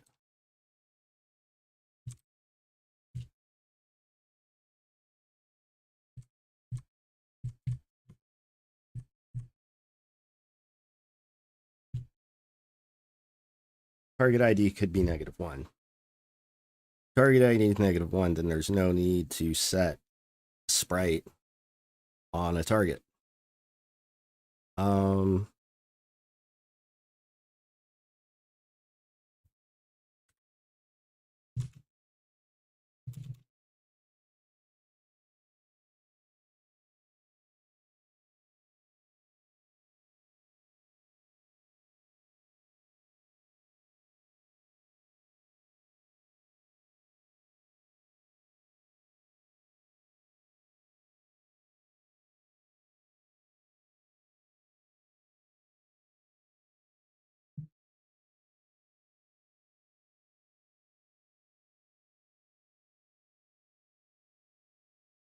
Did not build because we got a error for unused variables, so that's fine.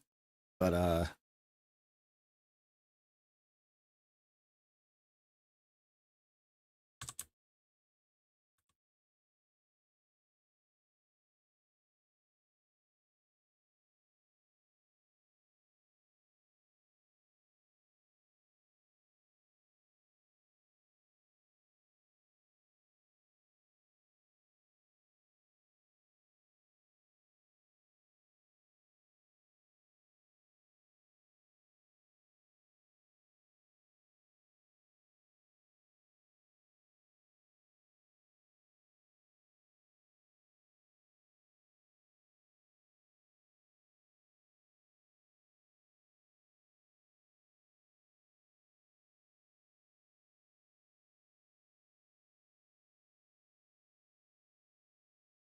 now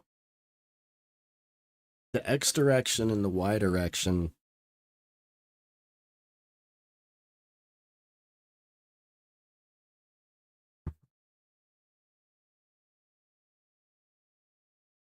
unless the action caused the entity to change direction or something. Like maybe they got hit with a confuse or something like that.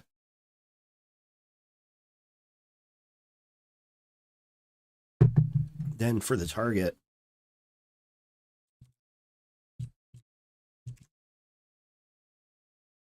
for the action type,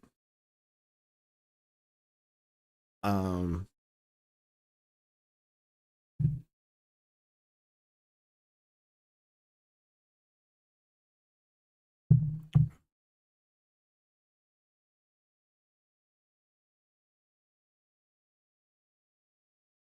walking onto a tile that's on fire, an entity could be damaged that way.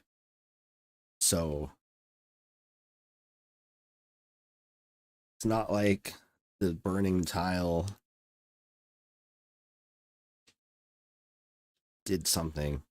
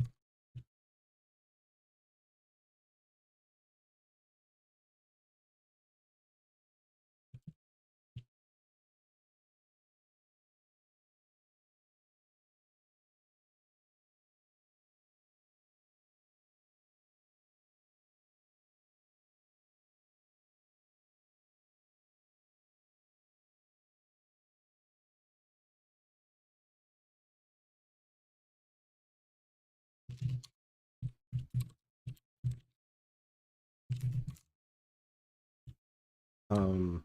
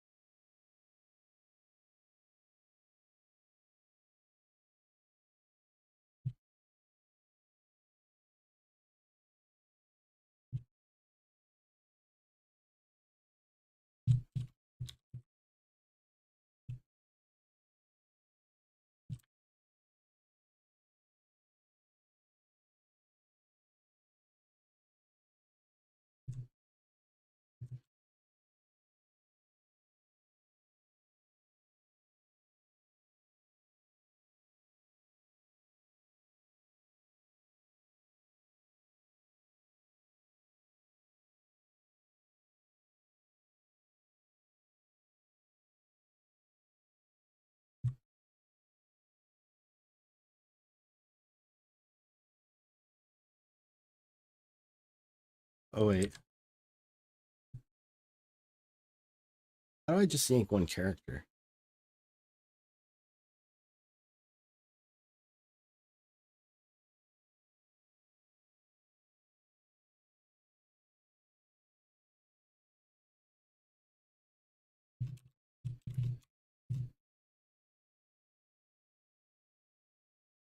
Oh,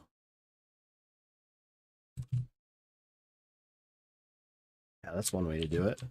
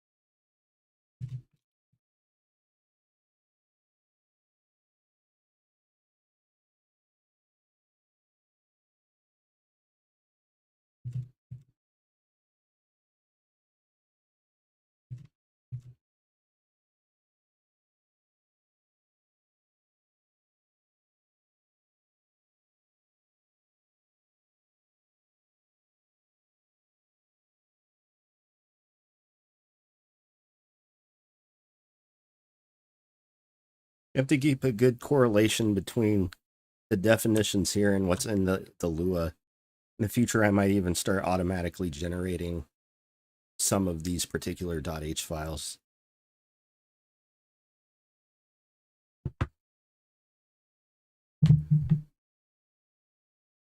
Huh. Someone's trying to hack into my TikTok. Nice.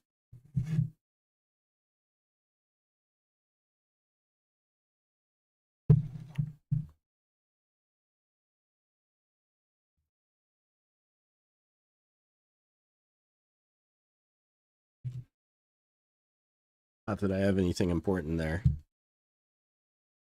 think a lot of people take over people's accounts with like spam content though.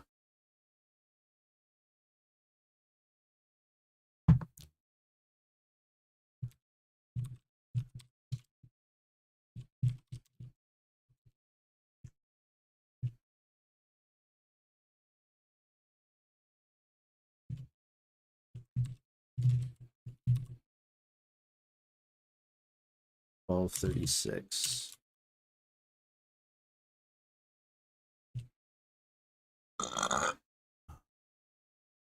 Panel sprite update. G tired. Oh yeah.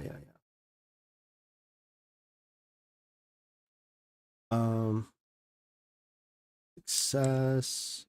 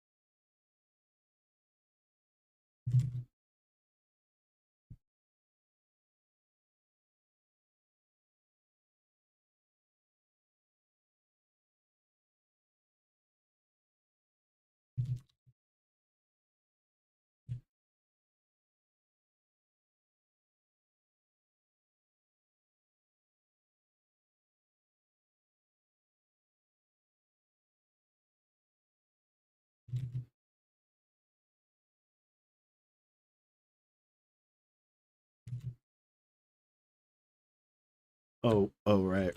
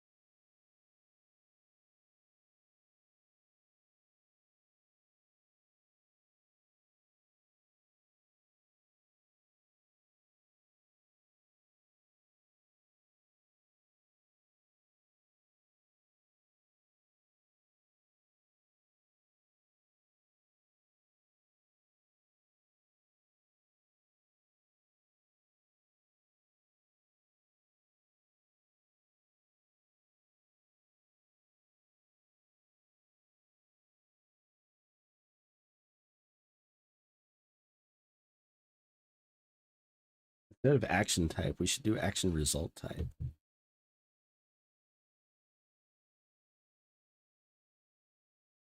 Because then we could separate these out and actually specify damage.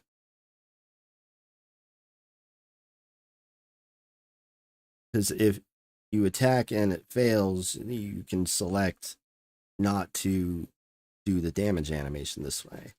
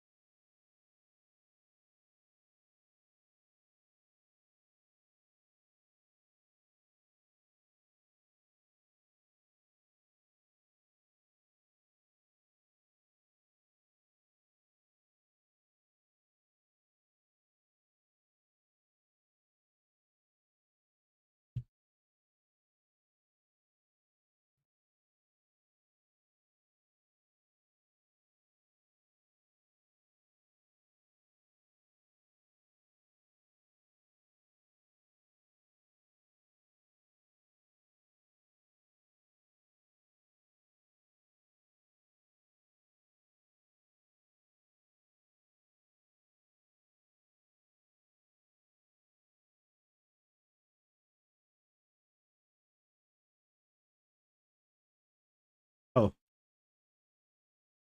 wait. No, that's correct.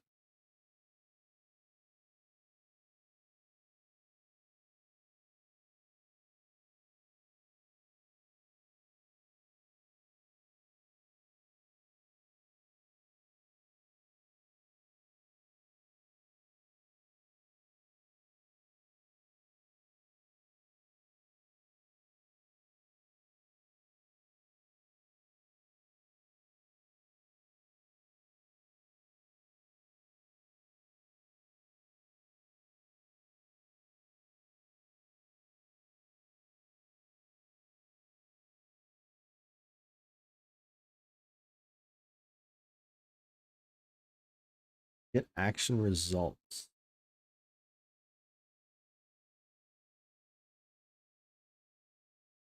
Value is not a number.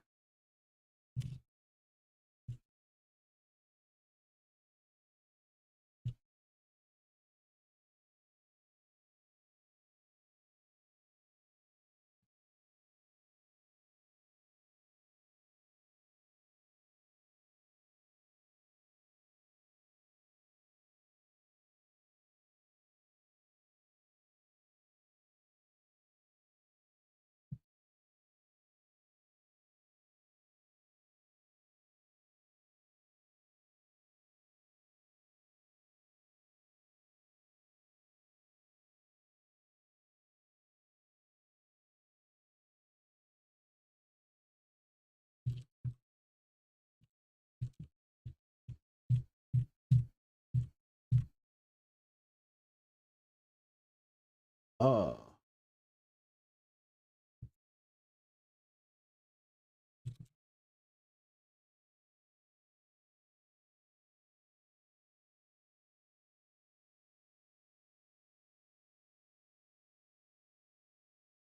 Yeah, we didn't have success defined.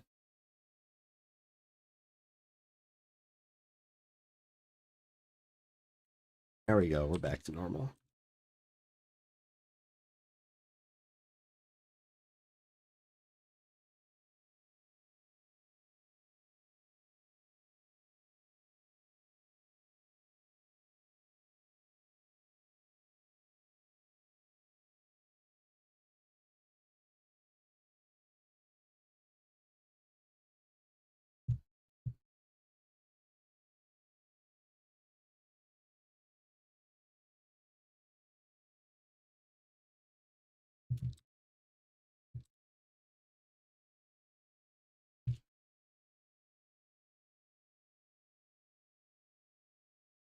All right, we got that back to normal. I think this is good infrastructure, but and I've got it in a place where it's safe, it's working again. But ultimately what we want to happen is you attack and then we set damage on the enemy, right? So like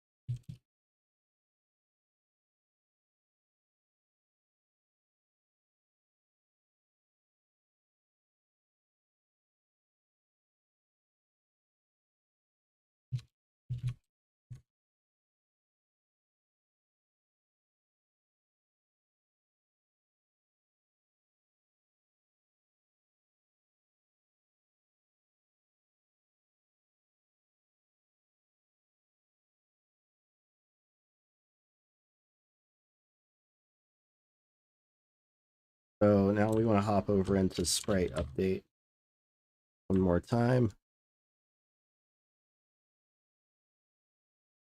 We have attack success, and then we also want to handle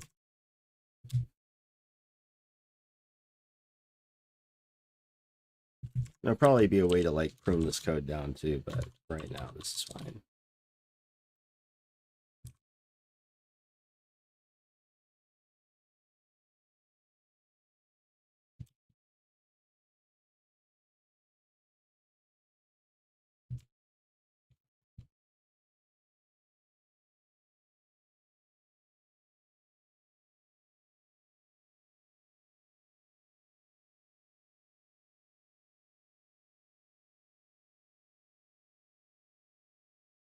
Human DMG. Sprite group animation.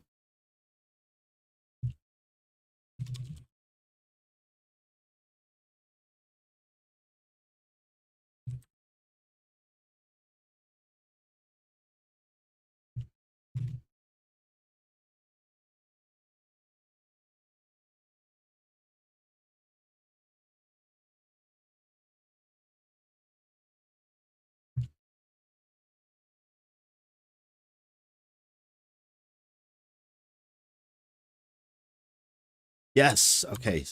Okay. We got the damage animation working again, interaction with the attack.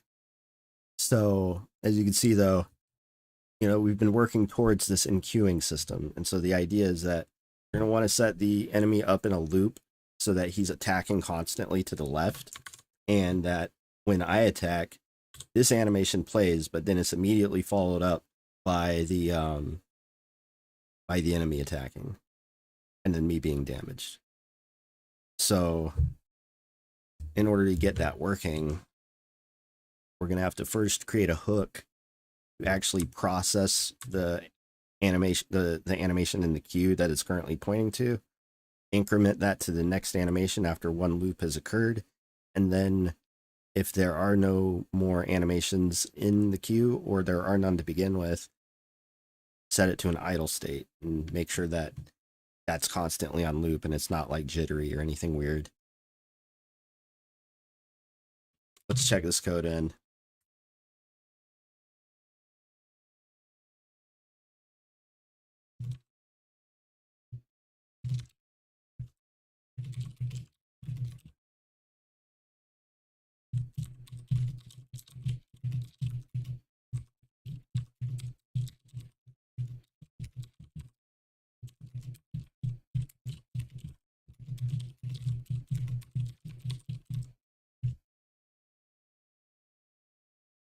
All right, let's take a break, y'all. Thanks for watching. More to come. Take it easy.